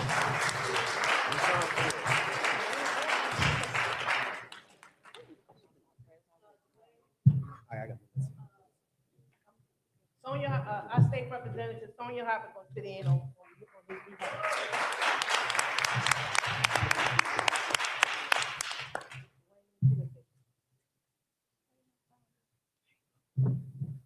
Dante, you're up. I got a question from Melissa Conyers. If elected, how would you make buying houses more affordable for young people in the community? Buying houses more affordable for young people. So number one, I want to make sure that education starts early. I am so glad you asked this question. Because I was talking to a young person the other day about homeownership, and you know what they told me? Some of us choose to rent. That kind of shocked me, because we always talk about, when I was young, the American dream. And so I want to do and help young people in the areas they want, whether it's rent or home ownership. I wanted to start early, I wanted to start in school, because I think that we need to start at the school age. Thank you for that question. Home ownership is important.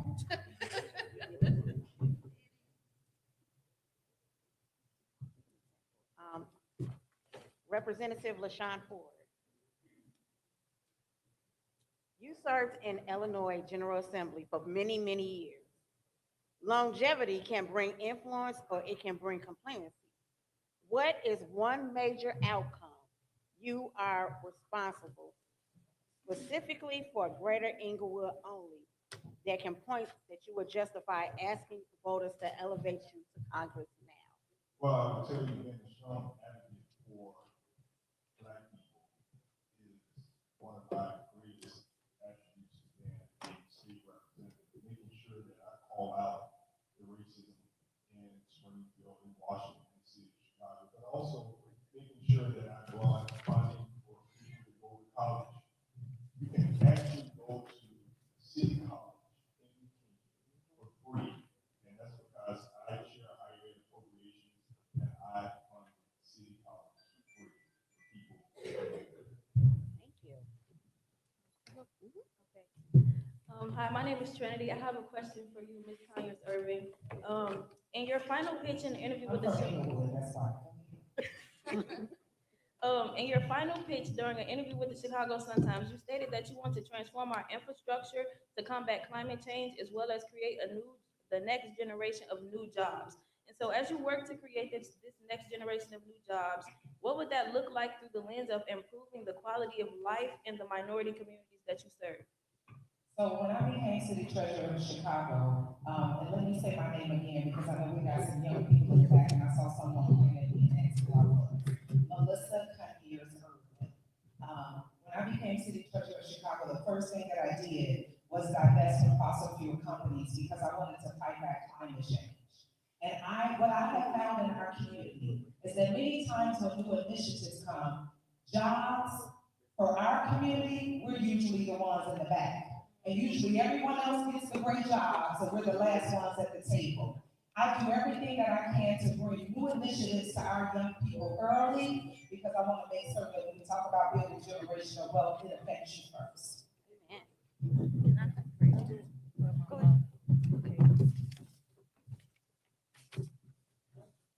Okay. I had a question for you as well, Mr. Ford. In your interview with WTTW, you stated that our communities need action to stop the flow of illegal drugs into our communities. And as you know, many minority communities are still grappling with the effects of the opioid epidemic. So rather than focusing solely on arresting dealers and users, would you support programs that provide trade licensing opportunities for individuals arrested on drug charges while they are incarcerated, as well as connecting them to employment programs upon release? Yes, and I think that it's important that we use diversion programs in the city of Illinois so that people that are charged with drug charges are not treated as if they're fighting offenders. We have to make sure that there are treatment programs and diversion programs to make sure people, when they're caught up in the system, it's an opportunity to help them. It's an opportunity to help them. It's a red flag, but we have them right where we want them. And we could be like parents. We could treat them with love and care. Okay, Mr. Freeman, if Not elected, here. Roy Hopkins, I got you. If elected, how would you make public transportation in our district? How would you improve public transportation in our district?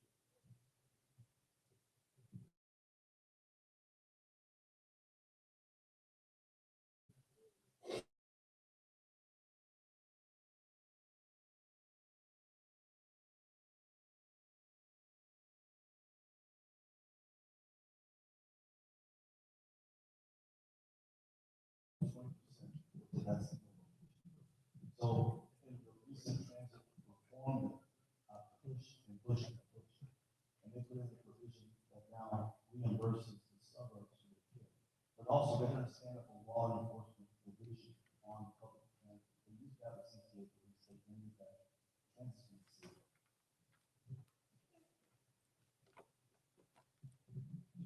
Ms. Keena Collins, you advocate for Medicare for all, housing as a human right, and fair wages, positions many residents agree with. Congress, however, operates through committees, offsets, and negotiated legislation. What is your first achievable federal win for Greater Englewood within your first term? And how would you build the votes to pass it? So, the first 2 years,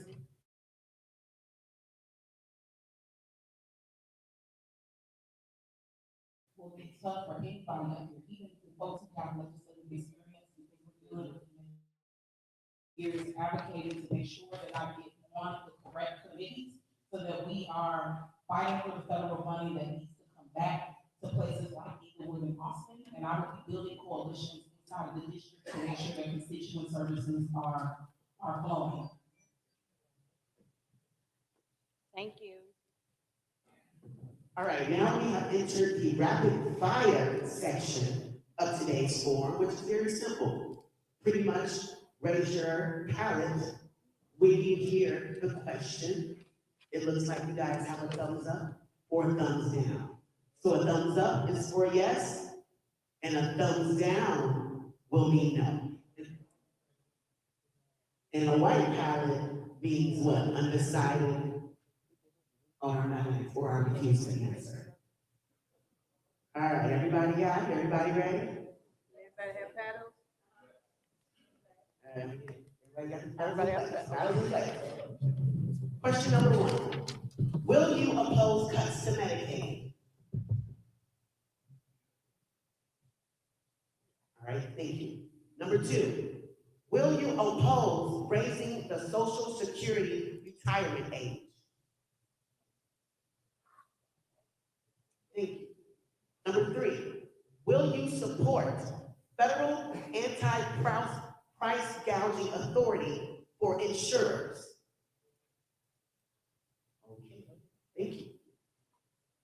Number 4, will you hold at least 2 annual Southside town halls? Will you commit to having an office on the South Side? Will you dedicate a meaningful portion of your 7th district budget allocations to organizations and projects in Greater Englewood? Y'all see that, right? Just making sure. And the last question, which is very important to many of us who live in these neighborhoods.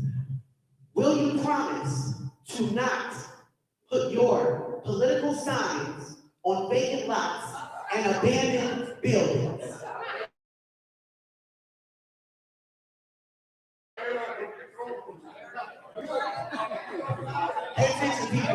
Pay attention.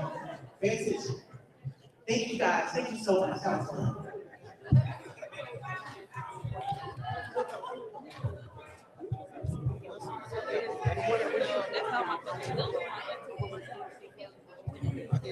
Okay, everybody. You have 45 seconds. 30 seconds, 30 seconds. Okay, you have 30 seconds. And this is for everyone. And this is a very important question because everybody wants to know. This is my last question. Okay. We notice that a lot of politicians only show up when it's election time. How are you different?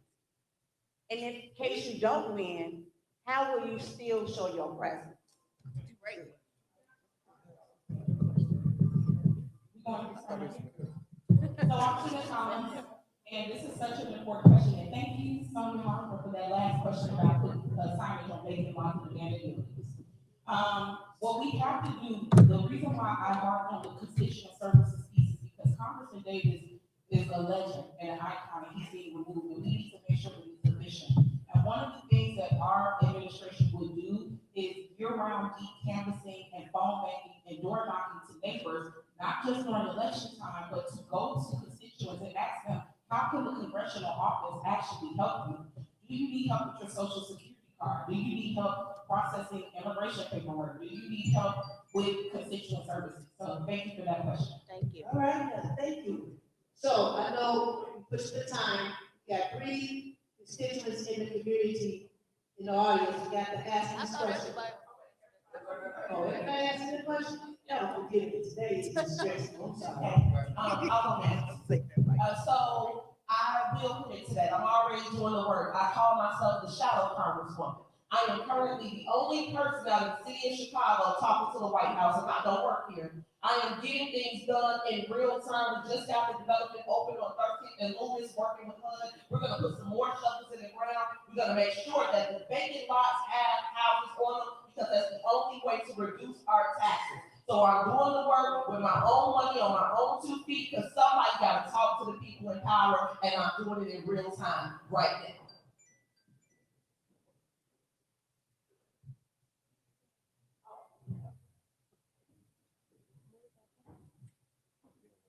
So for me, one of the things that I would focus on is opening up a south and a west side office. I think it's very important that our elected officials, whoever seeks to represent this office, is accessible. But more than that, I would do the work to show up where you are. You shouldn't have to be chasing me down. It's my job to go out to where you are. That is number one. And it is so important that we are making these offices accessible, that you know that you have a congresswoman that you can reach and who's going to be responsive and who is always going to show up for you and earn your support, not just during election time, but every day in between.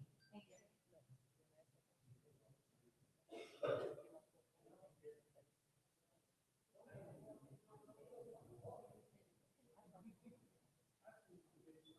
I'm Attorney Richard Boykin. I grew up in 68 in Boston.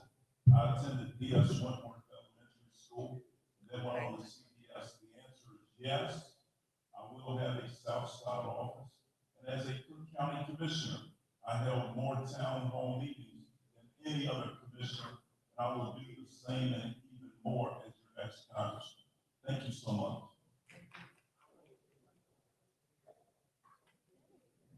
So for me, I believe that the most important thing is not actually March 7th.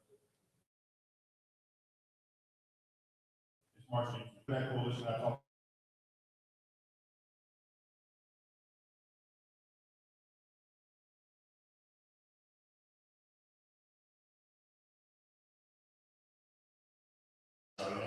but we still gonna do it like March 18th, March 19th, March 20th, and so on and so forth. Except I'm not gonna be asking for your vote.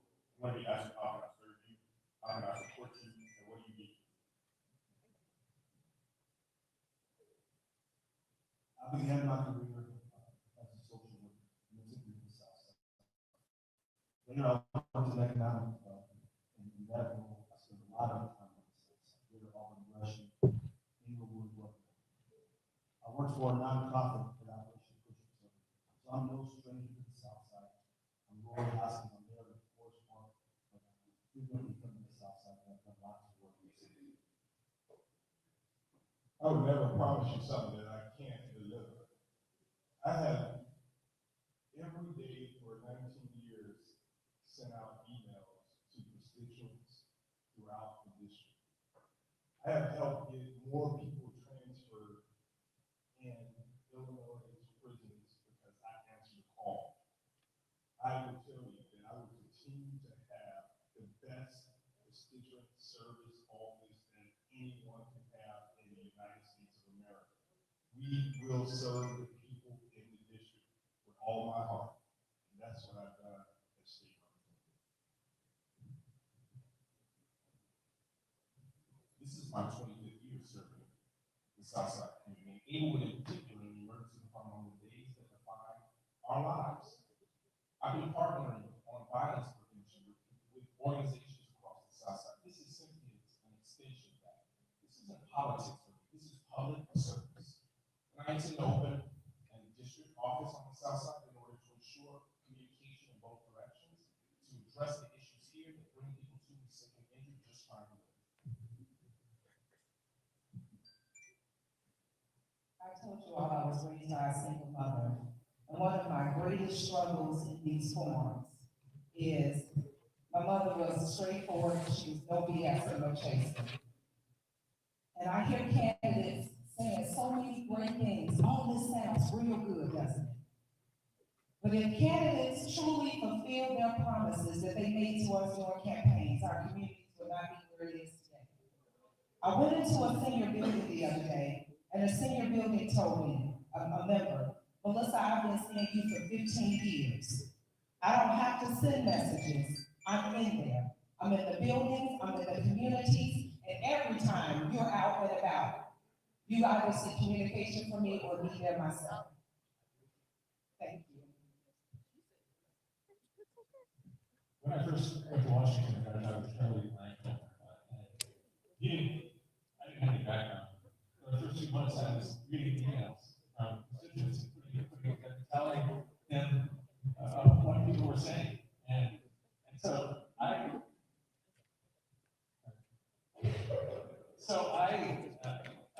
used to listen to congressional offices. We had 3 field offices, of course. We're going to have one on the south side also. And so I'm going to have, our door was always open, literally, in Washington. Anyone could walk in.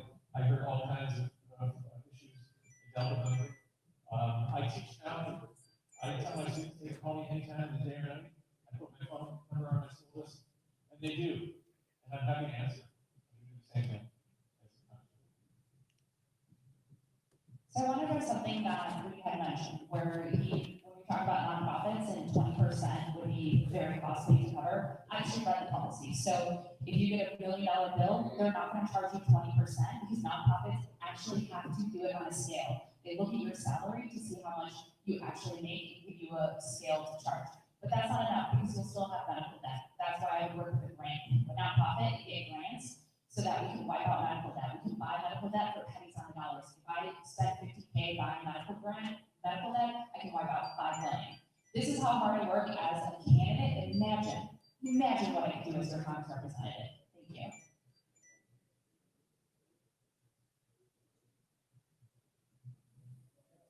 The job of representing districts should be a burnout job. We frankly shouldn't be term limits because the people who are representing us should be spending so much time reaching out to every part of the district. If they're tired after a few terms, they want to retire. The whole purpose of running for this district is to be as radically transparent and accessible as possible. And I, of course, open no less than 3 constituent services offices in this district. But it's not enough just to open those offices. We need to hire people from the community, people who speak the languages, people who have the skills that those communities need, and investing in making sure that we're able to do that. All right, thank you all.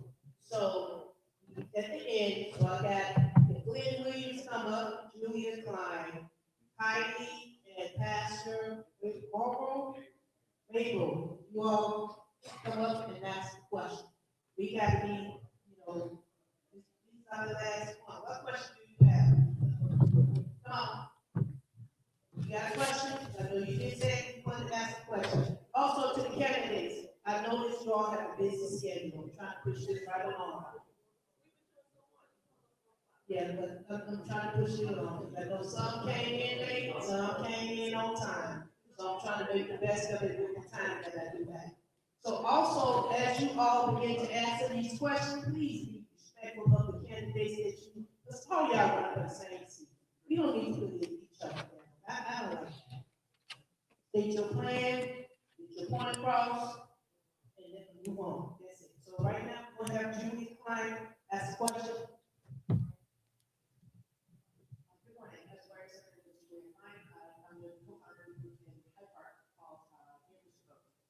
I've been asked the first question.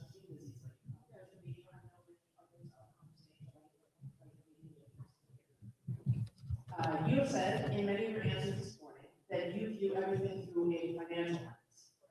Chicago receives approximately $4 billion annually from the federal government, money that we use to pay for all the infrastructure folks we talked about this morning. Additionally, at the end of the Biden administration, Chicago was awarded an additional $2 billion for the 60-year red line extension. Trump has threatened to withhold all federal dollars from Chicago and other so-called blue cities. He's already put a freeze on the $2 billion CTA red line extension. And his publicly stated reason for that freeze is that he does not want too many jobs to go to Black people. You've made it clear this morning that you have established close relationships with the current administration. So how closely aligned are you with President Trump and his policies? Do you support him in his efforts to deny legally awarded billions from the city of Chicago, broadly and Englewood specifically? And if not, exactly how can we expect to see you stand up to the leader of your party and demand that he give Chicago and Englewood the federal dollars we've been promised? And will you commit to doing so before the primary, before any of us decide whether you deserve our vote? Wow, what a big question to answer in 30 seconds. There's no time. Okay, great. So the first thing is that the money was taken because we are a sanctuary city and we will not align ourselves with the deportation ICE campaign.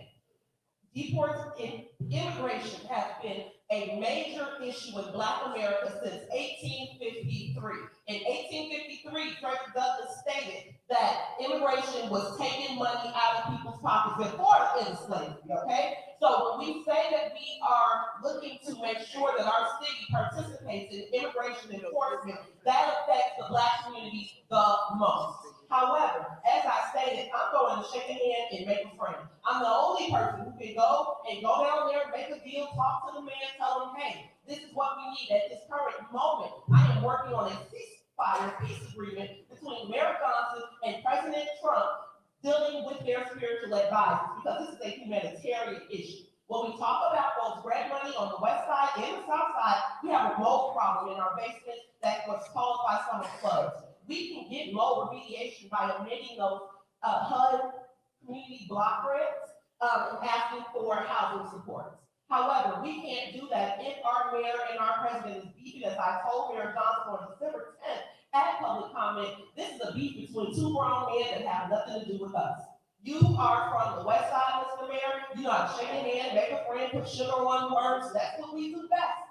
So my goal is to go in and mend the relationship, because as Congresswoman, my job is to scoop up the money and bring it home. I want to treat this moment like the Mario bonus round, run as fast as I can, scooping up all the money before the music stops, before this person who has promised me that we're going to get the things done leaves office.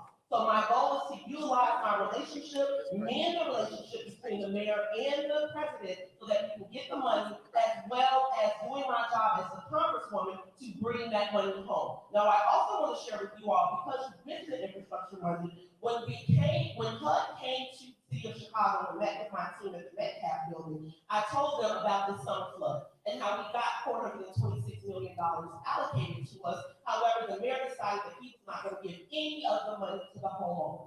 All of that went to quote unquote infrastructure.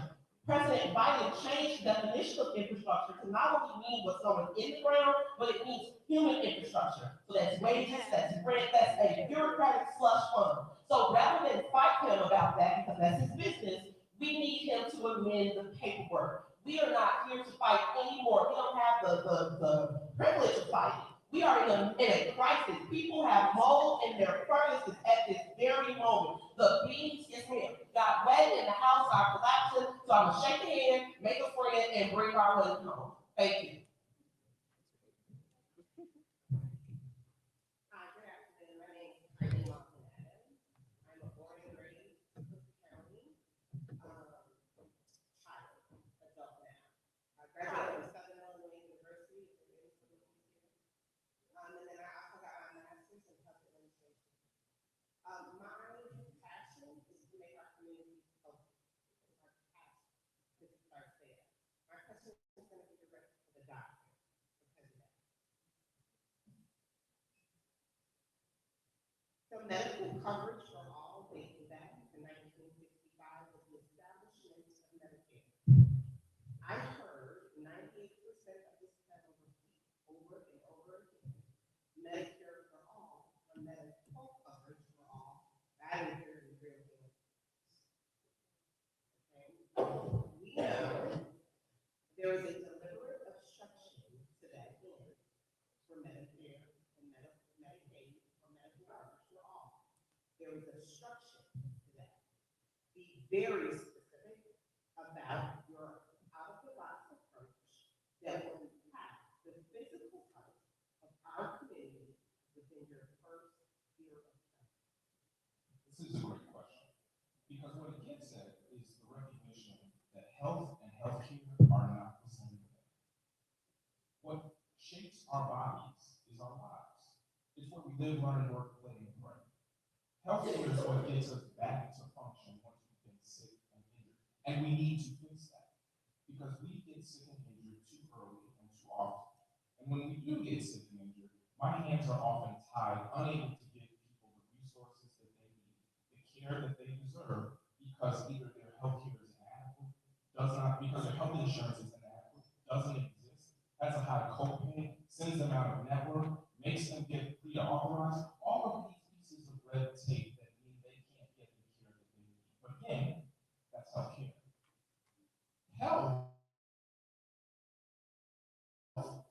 is about whether or not whether the streets have violence in them, whether you have housing that doesn't take up 60% of your income like it does in Inglewood, like it does in West Garfield Park, where you live in this precarious position that means you are constantly under stress, where once you step out the door, you are running a gauntlet, where as soon as your car breaks down, you are trapped. That is where we need to improve our economy. That is where we need to get people jobs. That's where we need to get our guns off the streets. That's where we need to have more grocers like the one across the street that have safe, healthy foods at prices that are affordable without any looking price.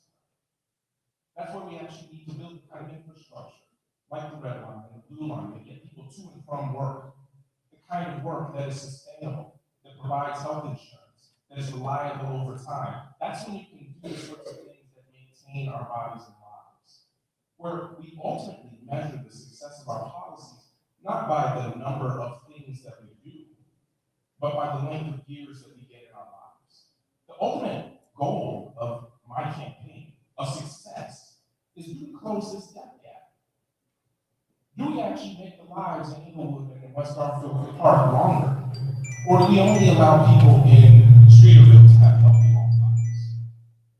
That's not healthy. That's not. And so your first year, I'm not holding people to give me an answer, right? So your first year in terms of making it a more healthier population is to Add to the low-income housing act so that we have, so that the attachment rate is lower so that we can actually afford houses. Pass the YIMBY laws so that we can cut red tape and get housing bills so that the main reason that people can't afford housing is we don't have enough of it. So that's it.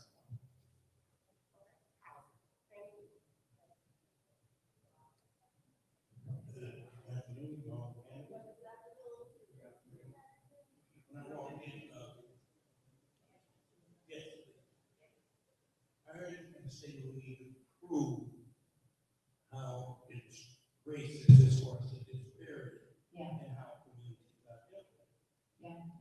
Based on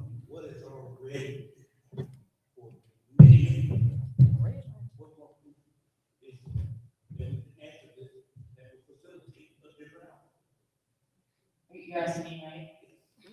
We have to bring awareness to it. Like, this is my first time running. I did not realize how corrupt our government was. I knew it was corrupt, but I didn't know how bad it was. And we need to stop fighting right versus left. We need to start fighting the 1% who's creating this environment for us. This isn't random, it's structure. They did this intentionally. Only 14% of District 7 votes in the primaries, and nationally only 20% vote. Voting is our superpower. People have given up on it, and I understand why. But if we as a nation put a litmus test saying that every candidate needs to ban all tax and pay lobbyists and move to publicly funded elections, we as a nation can truly transform our government. So that's what I would do, is educating and showing the corruption. We talked about committees. To get on a committee, you have to be on a committee to make laws, right? To get on a committee, the Republican and Democrat Party charges Congress representatives. They say if you want to get on the tax committee to make tax laws, you have to pay hundreds of thousands of dollars, up to millions. Millions of dollars. Where are they going to get that kind of money? Especially if you come from an impoverished district, the Republicans and Democrats say, go call the wealthy donors, the PACs, and the paid lobbyists. And they spend 5 hours of their day calling, dialing for dollars, instead of doing their job. And what happens is that then those representatives are bought. And if they don't do and vote for the benefit of the donors, they get replaced by another puppet. We as a community need to hold them accountable, and that's how we do it, because they're just gonna ignore us until we take the money out of politics.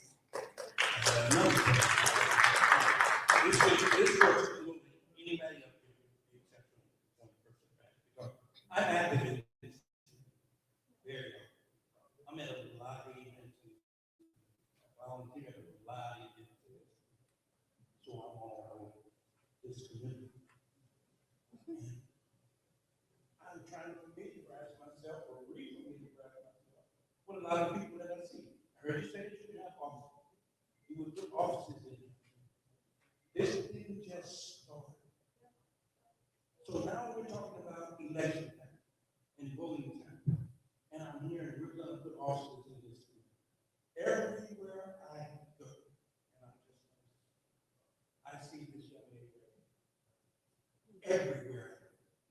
The treasury, everywhere, the fundraisers, the giveaways, the different events, I see her everywhere.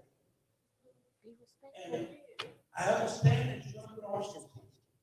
But what about your visibility? Because it's not just about the office. It's about you being here. That want to answer that question? You all want to answer that question? Anybody can answer that question.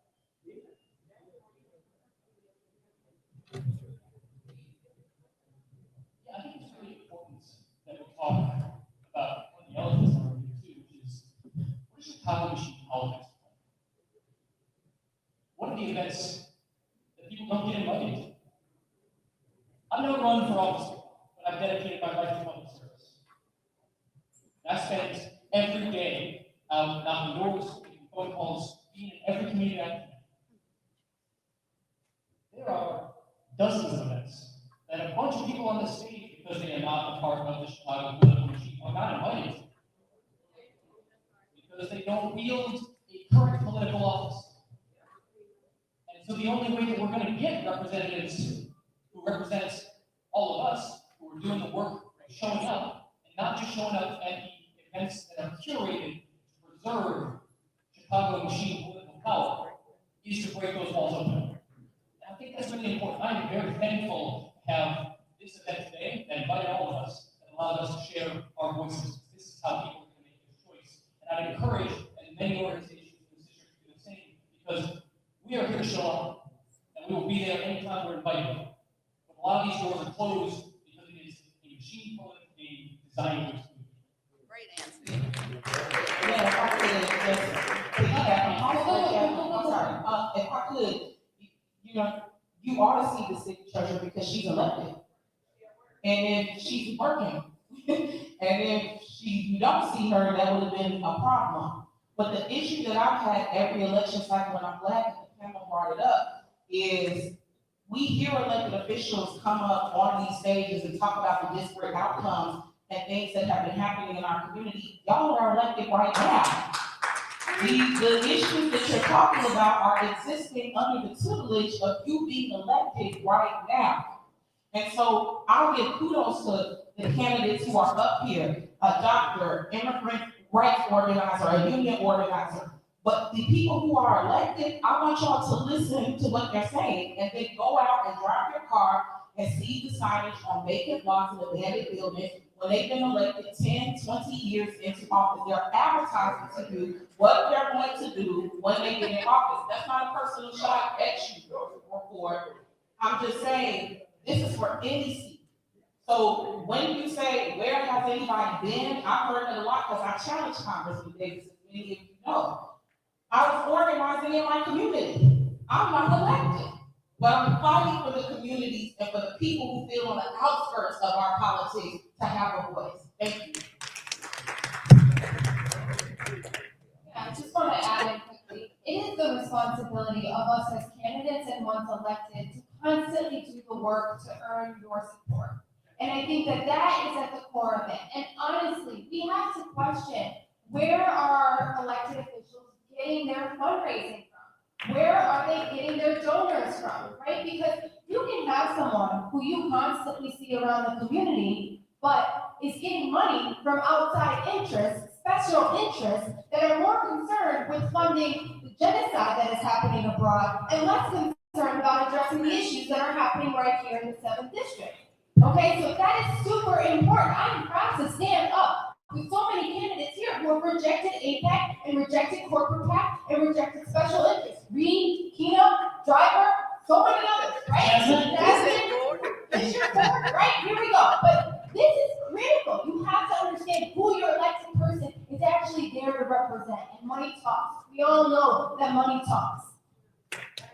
I just want to go really quick, I'll make this super quick. I was one of the candidates who's been gatekept from forums constantly. And it's because I wanted to take their power away and give it back to the people by banking tax, paid lobbyists, and moving to publicly funded elections. And sir, I'm sorry, I don't think I caught your name, but you can give me your number and you tell me wherever you're gonna be, and I will show up to that community. Because that's who I am.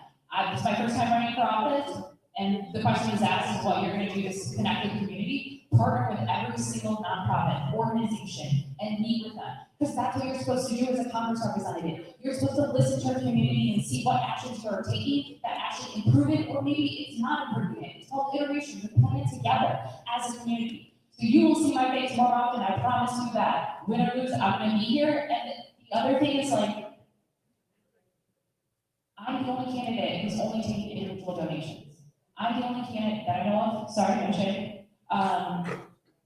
Because I don't want any voter to think that I have been bought by anybody. My employer is the voter, period. You know, when you talk about. Okay, hold on one second. Totally supposed to be more individual as a question. Now everybody else has a question. And everybody else is this they have to tend to.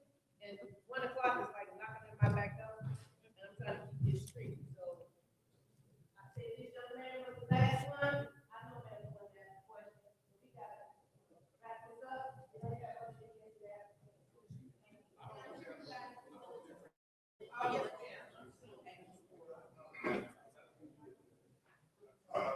You know, I just got to say thank you for that. When you look at how lives have been impacted in Illinois, you see people in Illinois have gotten their record sealed because of work that I've done. That's it.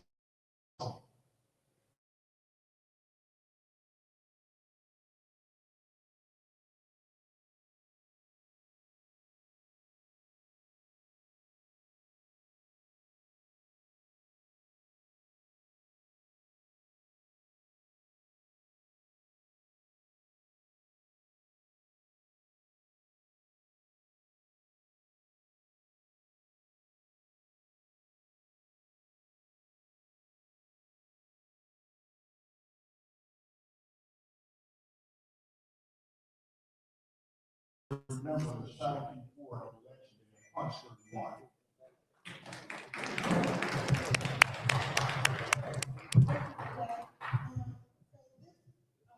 question is, to all non-black candidates. So in Chicago,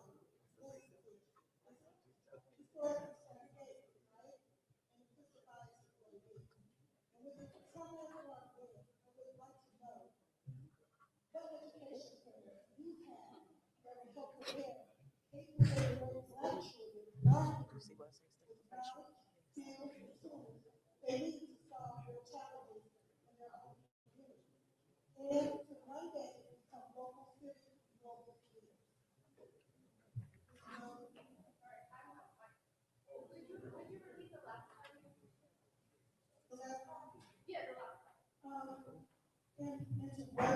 to one day become local civic and global leaders. Sorry, can you repeat that whole sentence? So what education plan with the trauma informed is that understanding the fact that Chicago is deeply segregated, with that understanding and implicit bias being what it is. I'd like to know what education plan do you have that will prepare K through 8th grade black children in our community with the knowledge, skills, and tools they need to solve those challenges in their own community, and to one day become local civic and global leaders. Absolutely. Excellent question. I grew up in West Lawn, just not too far from here on the southwest side of the city, in a predominantly Latino neighborhood. I know how segregated our communities are. I know how divided. Oftentimes, black and brown communities are pitted against each other. We're sold a lie of scarcity in this country. We're told that if Latinos gain, black communities lose, and vice versa. I don't believe that lie. I believe that when black Americans win, Latinos also win at the same time. Because Latinos, we stand on the shoulders of the civil rights leaders who led black movements and fought for rights that now Latinos also benefit from. And that is a responsibility I hold to make sure my community knows that. When it comes to our kids, funding our public education system, making sure that we reject private vouchers, and making sure that our tax dollars come to our public schools is critical. We also need to safeguard the history, black history being taught in our schools that is actively being dismantled by the federal government.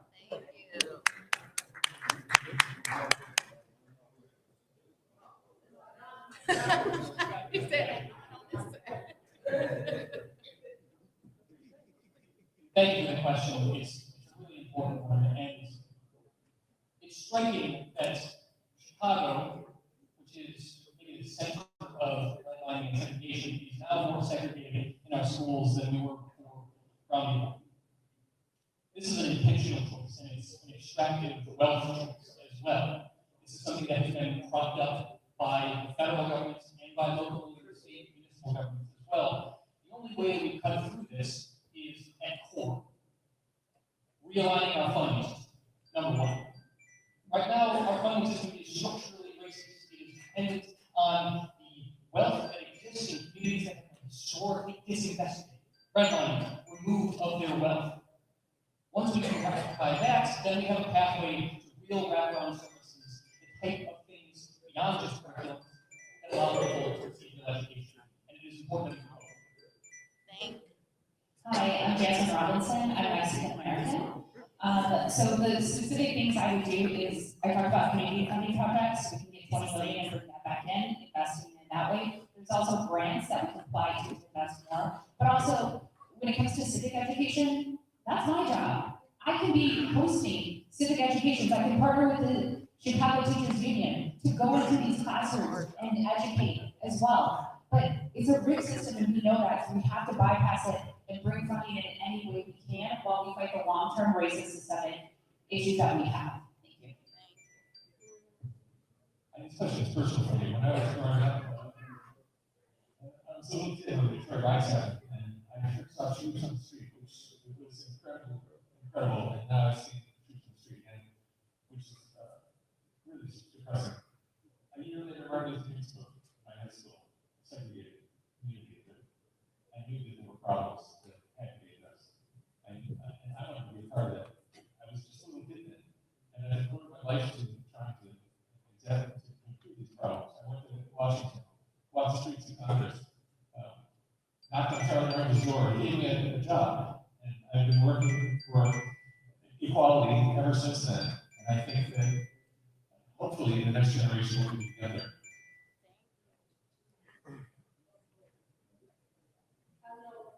Hello? Okay, I know, because I'm trying to get this time alone, and I don't want to hold you all too long, because I know y'all have other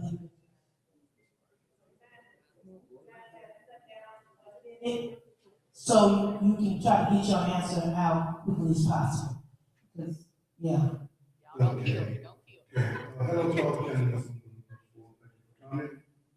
I'm a resident of England. Okay, and I got a couple things. There's been, that I do. We need them here anymore. But as a resident of Inglewood, and this question to everybody except Mrs. Early, easy, okay, because you answered. During the summer, we had those floods. I was knocking on everybody's door. I was calling the congressmen, aldermen, downtown, everybody. And even my insurance company. And my insurance company said they didn't cover it. So a lot of people lost hot water tanks, furniture, and again, mold, drywall, and that's easy to do if they own the house. And we're still, and a lot of still never came. Never came. Okay? And if you own property over here or live here, during that summer, or this past summer, when it rained, we got 2 floods. 2. Nobody came this way. No help, no nothing. As of now, still no help. If you get in office, what could you do? Are you going to bring something this way? Because we well deserve it. I mean, it's owed to us. Earn it. Okay? Let's go. Back. My gentleman committed was from the front side. Right, Mr. Right. I'm working on it right now.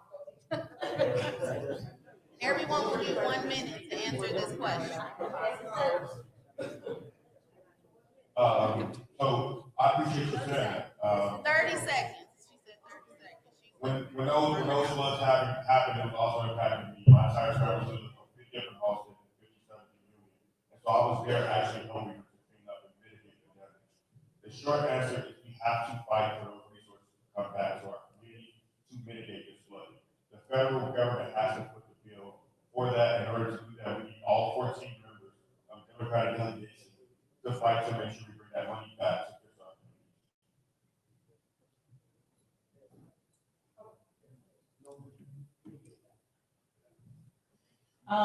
I think that there has to be accountability from the federal level to, as the gentleman said, that there were nobody. There was no elected officials who came from the county level, the city level, et cetera. We need to hold FEMA's feet to the fire to make sure that those applications get processed. But the question was asked about what your office could do to not just come around during election time. Your office, your congressional office should be helping seniors and other people fill out those applications to get them processed. There are entire neighborhoods that are broadband deserts and do not have internet access. And so that's what my office will be doing, is to make sure that those applications get processed and FEMA does what they need to do. I thank the gentleman for his question. Here's what I did when those floods hit on the west side, and the government did. Yeah, well, I'll tell you what I did on the west side. I'm not in office, but here's what I did. I worked with Dr. Willie Wilson. He brought a truckload of cleaning supplies, gloves, garbage can liners, all of that to the west side. He also donated $50,000 to the West Side Health Authority so that they can clean up. Now, I will get him to do the same to the south side. Nobody approached me from the south side. The people came to see us from the west side. I called the congressman personally. Right, I'm not with the congressman's office though. I'm not in office. So all these guys up here in office. We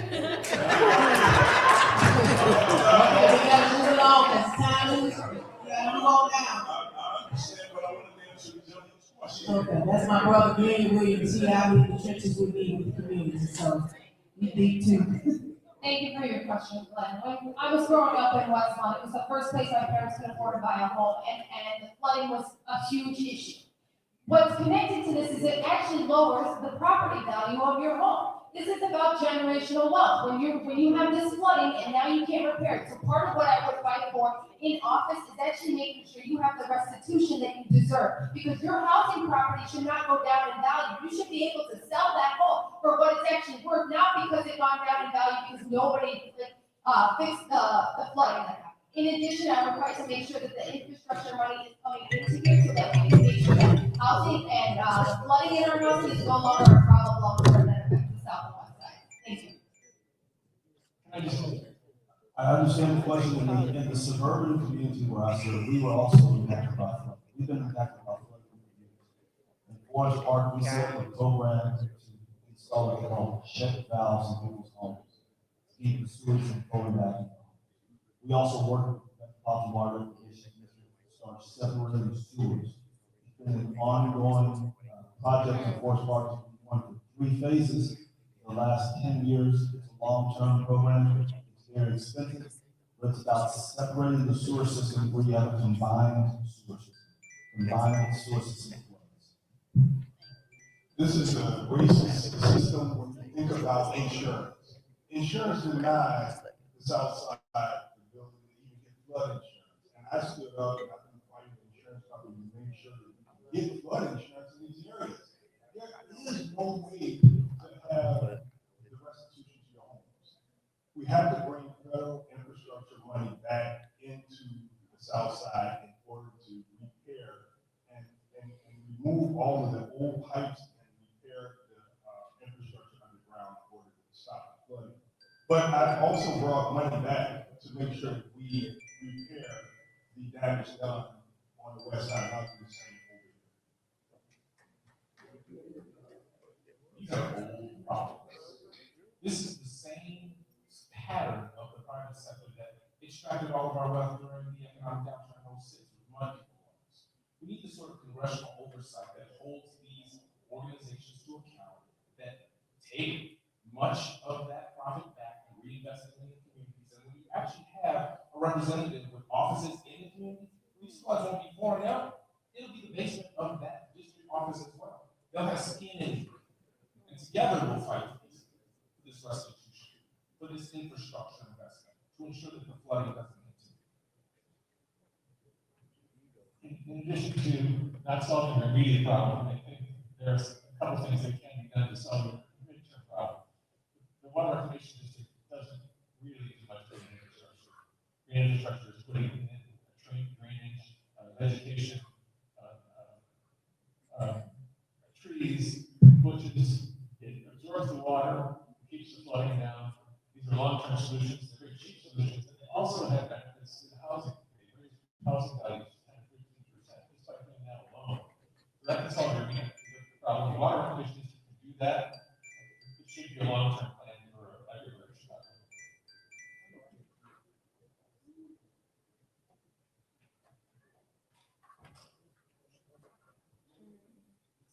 So FEMA is federal money.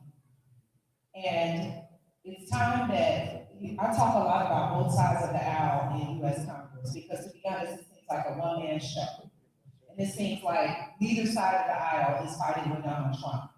The reason that there was no FEMA coverage is because Trump is at odds with the city of Chicago. And so we suffer because of that.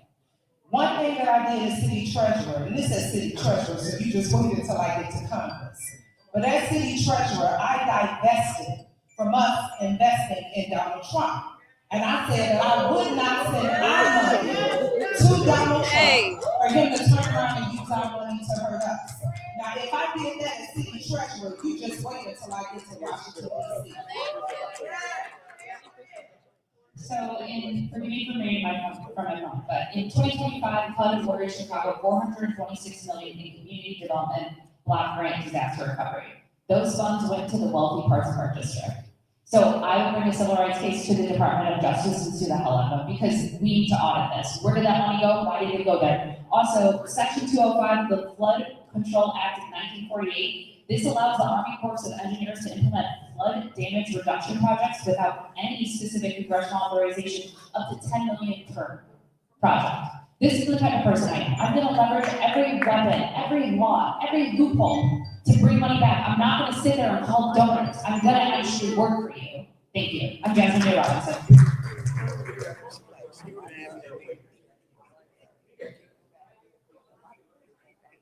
Okay, y'all gotta hold, y'all be respectful in the audience now. Okay, they're kind of quiet, so everybody can get their answer. Because they pushing the time, and I know they have other events that they have to go to. So I'm trying to, these are the last two constituents to ask questions for these candidates, okay? So please hold down your conversation. Also, to the candidates, please be respectful of other candidates on this panel.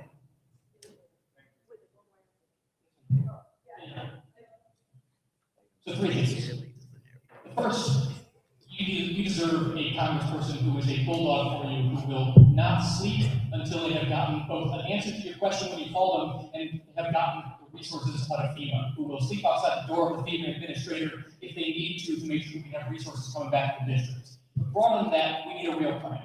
I talk about a housing affordability agenda, and I talk about rebuilding new houses, but that isn't just building new gentrified houses on the west side, on the south side. It means rebuilding the homes that people are currently living in so that they can have real store generational wealth. And third, there's a reason why your insurance company isn't covering this, because that is the type of predatory behavior that Congress has allowed in the first place. It should be illegal for that insurance company not to cover the basic disasters that we all know are going to happen as climate change gets worse, and that is something Congress must manage. Great answer. Can I just say something? 20 seconds. Very, very, very fast, and I know I answered this already. The reason that I'm sorry. No, you spoke already. No, but I didn't answer this question. This question was not for I know that. She didn't answer. Yes, ma'am, 30 seconds, very quickly. The reason that we got the help on the west side is because FEMA called this blue phone right here in Washington. This is when Biden was in office, and I got a call that said, P. Ray, we heard your name here in Washington, we need you to come. I told her, come on, ma'am. I took quiet and listen to these people. She said, oh my God, they are so upset. I said, yes, we're going to have a meeting right now, and that's why the West Side got this stuff done, because I know how to shake your hand, make a friend, regardless of which side of the aisle is in power. Thank you. Oh, and it's the Board of Health too, but he didn't get the call. I did, and I don't work here. Thank you. Good afternoon, everybody. Buenas tardes. We're living in a climate that's so divisiveness and is systematically designed that way. I am first and very proud American citizen, first generation born from immigrant parents. I identify as Afro-Latina. My father was from Colombia, my mom from Mexico. My question here, and I am the first person in my family that was registered to vote and exercise my vote as well. We've talked about the need for stronger collective leadership in our communities. With a 12 of you running for this seat, how will you ensure this process builds unity and collaboration rather than division, both during the campaign and after the election? Thank you. Great question. Okay, I have a mic. So my thing is shake hand, make a friend. The color is red, blue, and white. We are here for the American people. It's not about anybody but us. It is America versus the world. So my whole campaign is America first. I pledge allegiance to the flag. If you're an American, I'm an American, no matter where you are in America, P. Ray is your person because we need somebody who's going to talk about America first. American tax dollars taking care of American people. So you can't be divided if we stand under one flag. Thank you. I was the first person of color elected in any role in the Forest Park. That community started in 1850. I was the first person of color elected in the community. I built alliances. I talked with everybody. Today, the school board is diverse. We have a Black school board president. We have multiple Black members of the school board. We have Latinos participating. We have a Chinese American deputy police chief. We celebrate LGBTQ. My career has been about building unity, and I will engage the entire day. It's a good question, and I look at this panel, and this panel here has great diversity. I look forward to building coalition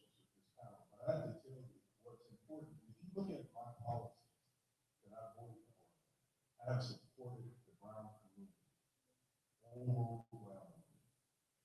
And we need the brown community to understand that Black people have always supported the brown community. We need the brown community to join in and work together. It's not us against you, them against us. There's a problem between the Black and brown community. And I see it in the state legislature, I see it in Washington, and I will do everything I can to fight to merge us together so that we overcome.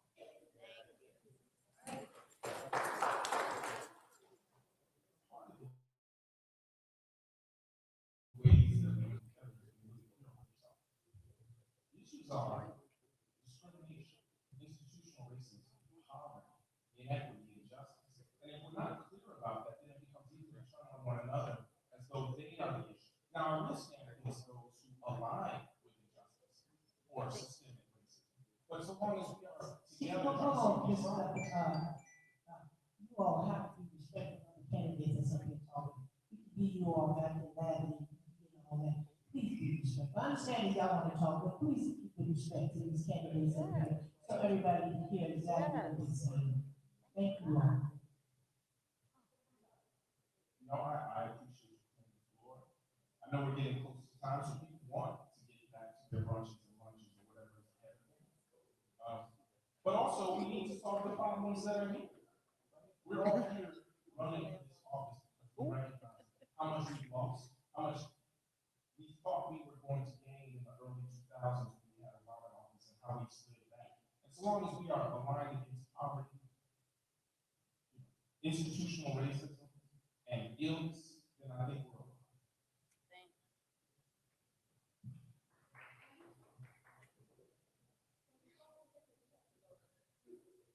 Yeah. So the first thing I'll say is, it starts with, I don't fight people, I fight issues. And anybody who is aligned with me in my cause of justice, then I can stand shoulder to shoulder with you and fight for that issue. If you look at the coalition that I've been able to build, it is a multi-generational coalition.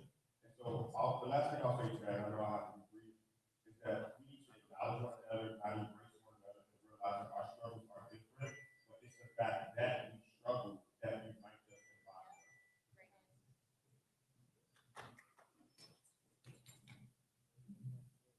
I think, a couple of people did it on the community, but one of the pain points we did on the Austin community was this summer, I'm gonna say park, when the migrants were brought to the west side, and the option that was given was that we kick our little league football team, young black men, out of the program to allow migrants to come in. And what I heard that was encouraging was the community said we didn't have a problem with sharing space with migrants, but what about our children as well?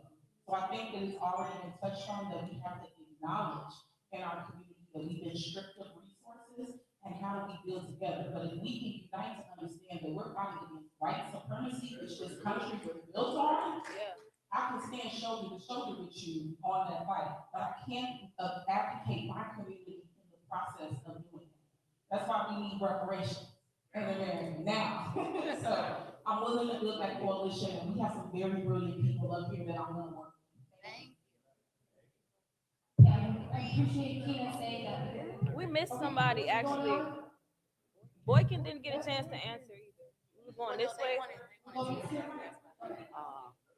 Yeah, I was just gonna say, I appreciate Kina saying that, because I was very much paying attention to the ways in which particularly migrants being trafficked to the city of Chicago and on the southwest side was an intentional ploy to divide our community.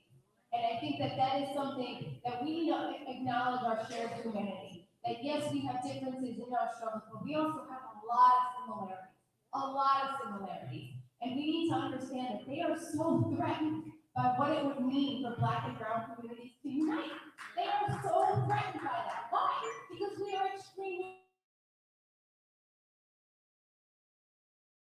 powerful, because our struggles are very similar. And I think two things I think we can do.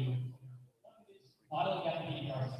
I'm so proud to be on stage with people with found moral clarity like Monica, organizing track records like Driver and Kina, and people who have been modeling this behavior as representatives for this doctors in these community, like Sean Ford and Thomas Fisher. Beyond that, we need to be true to our values. There is no room to tolerate intolerance.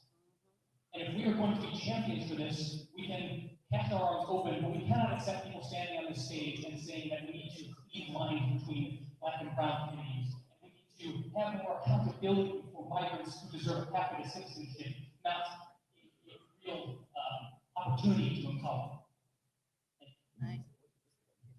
Thank you for your question. I'm already building coalitions. So to get on the ballot, we have to collect petition signatures, and I was running on this, it's the HEAL Act, it's my bipartisan policy I created, healthcare, education, all of that free. Republicans signed my petition sheets to get me on. Why? Because they want this too. Do you know what percentage of Americans actually want to ban tax and pay lobbyists? 72%. That's 71% Republicans and 76% Democrats. The reason we can't get this is because the 1% and the media, they're all bought, and they want us to fight against each other. Don't get me wrong, there are some straight up racist people out there. I'm not gonna partner with them, obviously. But we need to stop listening to what the media says, and we need to just start holding our people accountable, our elected officials accountable, and tell them what we want, because they have no idea. It's your time. Sorry, thank you.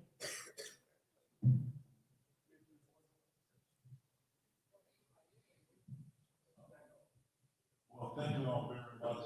Thank you for the question. I will work with everybody. I'm proud to have the support of Alderman Ray Lopez and Alderwoman Savannah Rivera. And I'm also proud to have the support of a number of African Americans. But there are white racists and there are black racists. I'm gonna fight for the community because we gotta bring the community up. Let me tell you, the community has been depressed for too long. It's our time to come back right now. Thank you. In most of the congressional offices that I worked in, Charlie Ryan, we had sizable Latino communities. And we got along well with black communities. There were coalitions that fought for things that they couldn't achieve otherwise. So it was really a successful coalition in most of these offices that I worked in. So I feel this very, very deeply personally. I can't walk in your shoes, but I walked alongside the black and brown communities for my whole career, so I intend to keep doing that.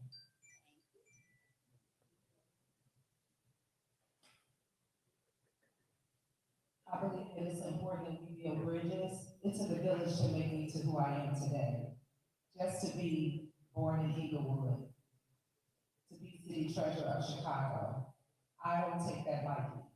And so I'm clear that I'm not here to fight with anyone in this room. I'm going to fight Donald Trump. Thank you. How y'all doing, bro? My name is Shadell. I've always registered voter. I never voted. So I met people like Sonia, Melissa, Sean Ford. Because I always believe, you know what I'm saying, everybody talks, but when it's time to get in office, nobody knows what they said. This is not a question, it's just my opinion. A lot of y'all, I don't even know, I've never seen before. I've been in England with all. I see people in events. I see LaShawn Ford in events. Sonia Harper is at every event. But I just want to say this. This is going to be my first time voting. And the other thing, I wish y'all, I pray that y'all do what y'all say. My vote is, I'm biased. I'm LaShawn Ford all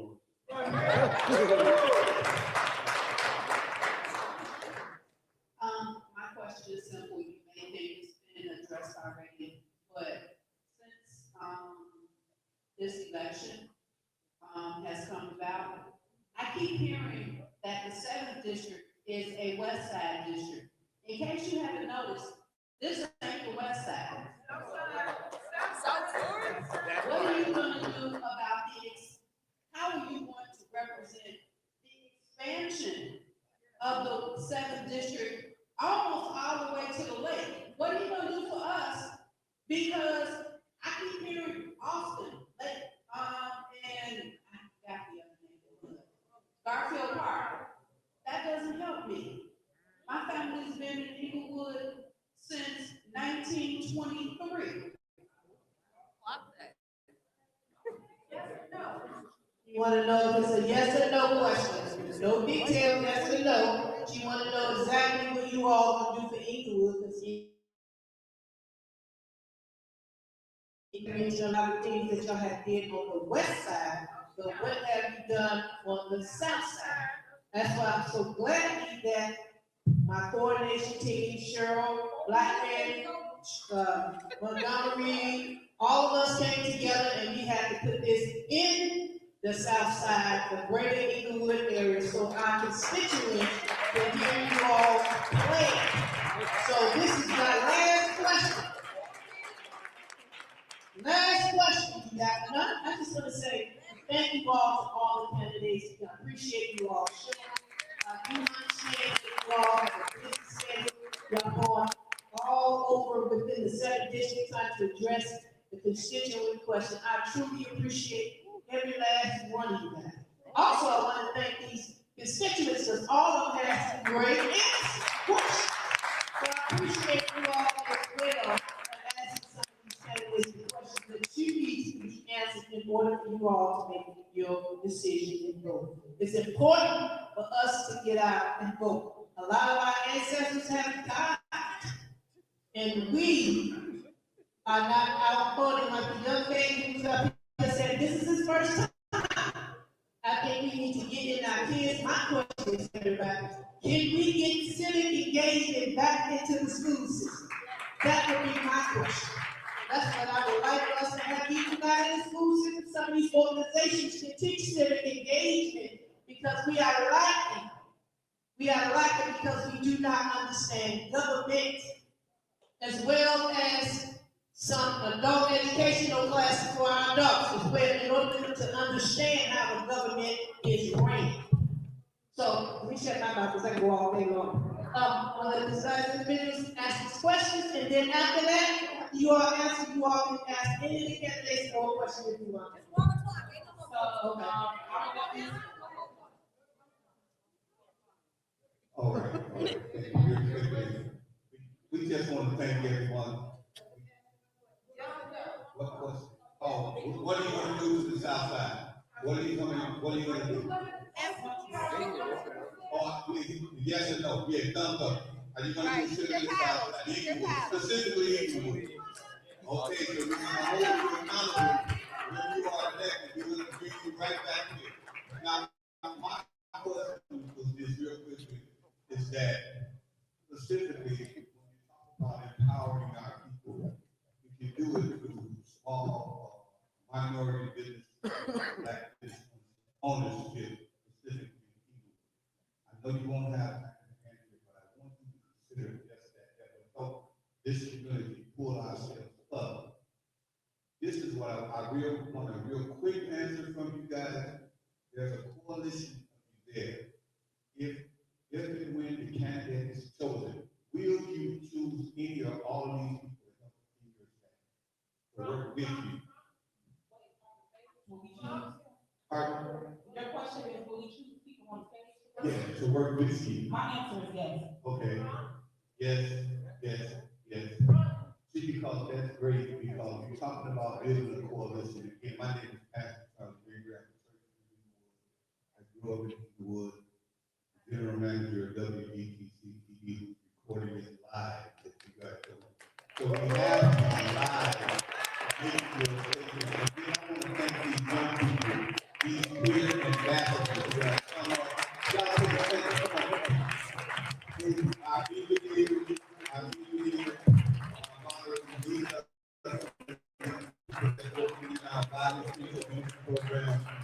our CEO, President. So thank you guys. We appreciate it. If we have enough time, I'm going to talk with her. If we can get you to come back again. Well, before we, and I know a lot of constituents have a lot more questions, what is the best way for them to get in contact with you? Is it email? Is it telephone? Everybody say what's best.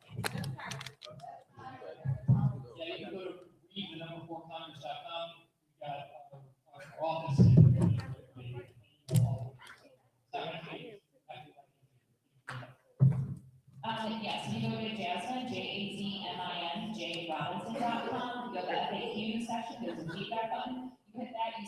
question you have, any requests, I also have how to contact me there, so JacksonKRobinson.com. I would love help with door knocking, phone calls, melissa4congress.org.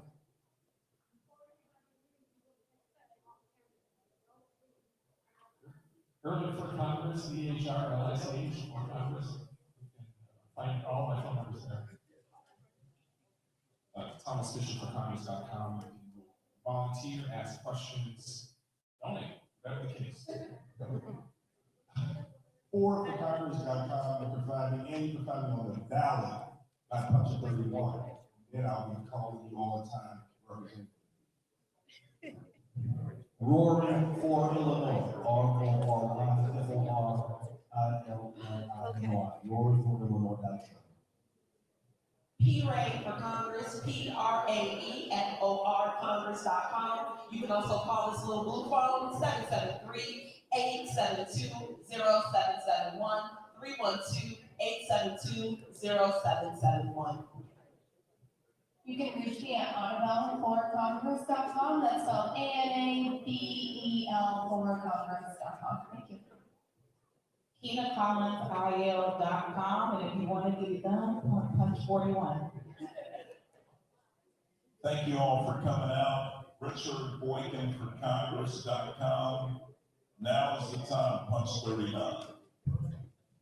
Thank you, everyone. You can find me at driverforchange.com. That's DRIVER, the number 4, change.com. You can also email me personally at aj@driverforchange.com.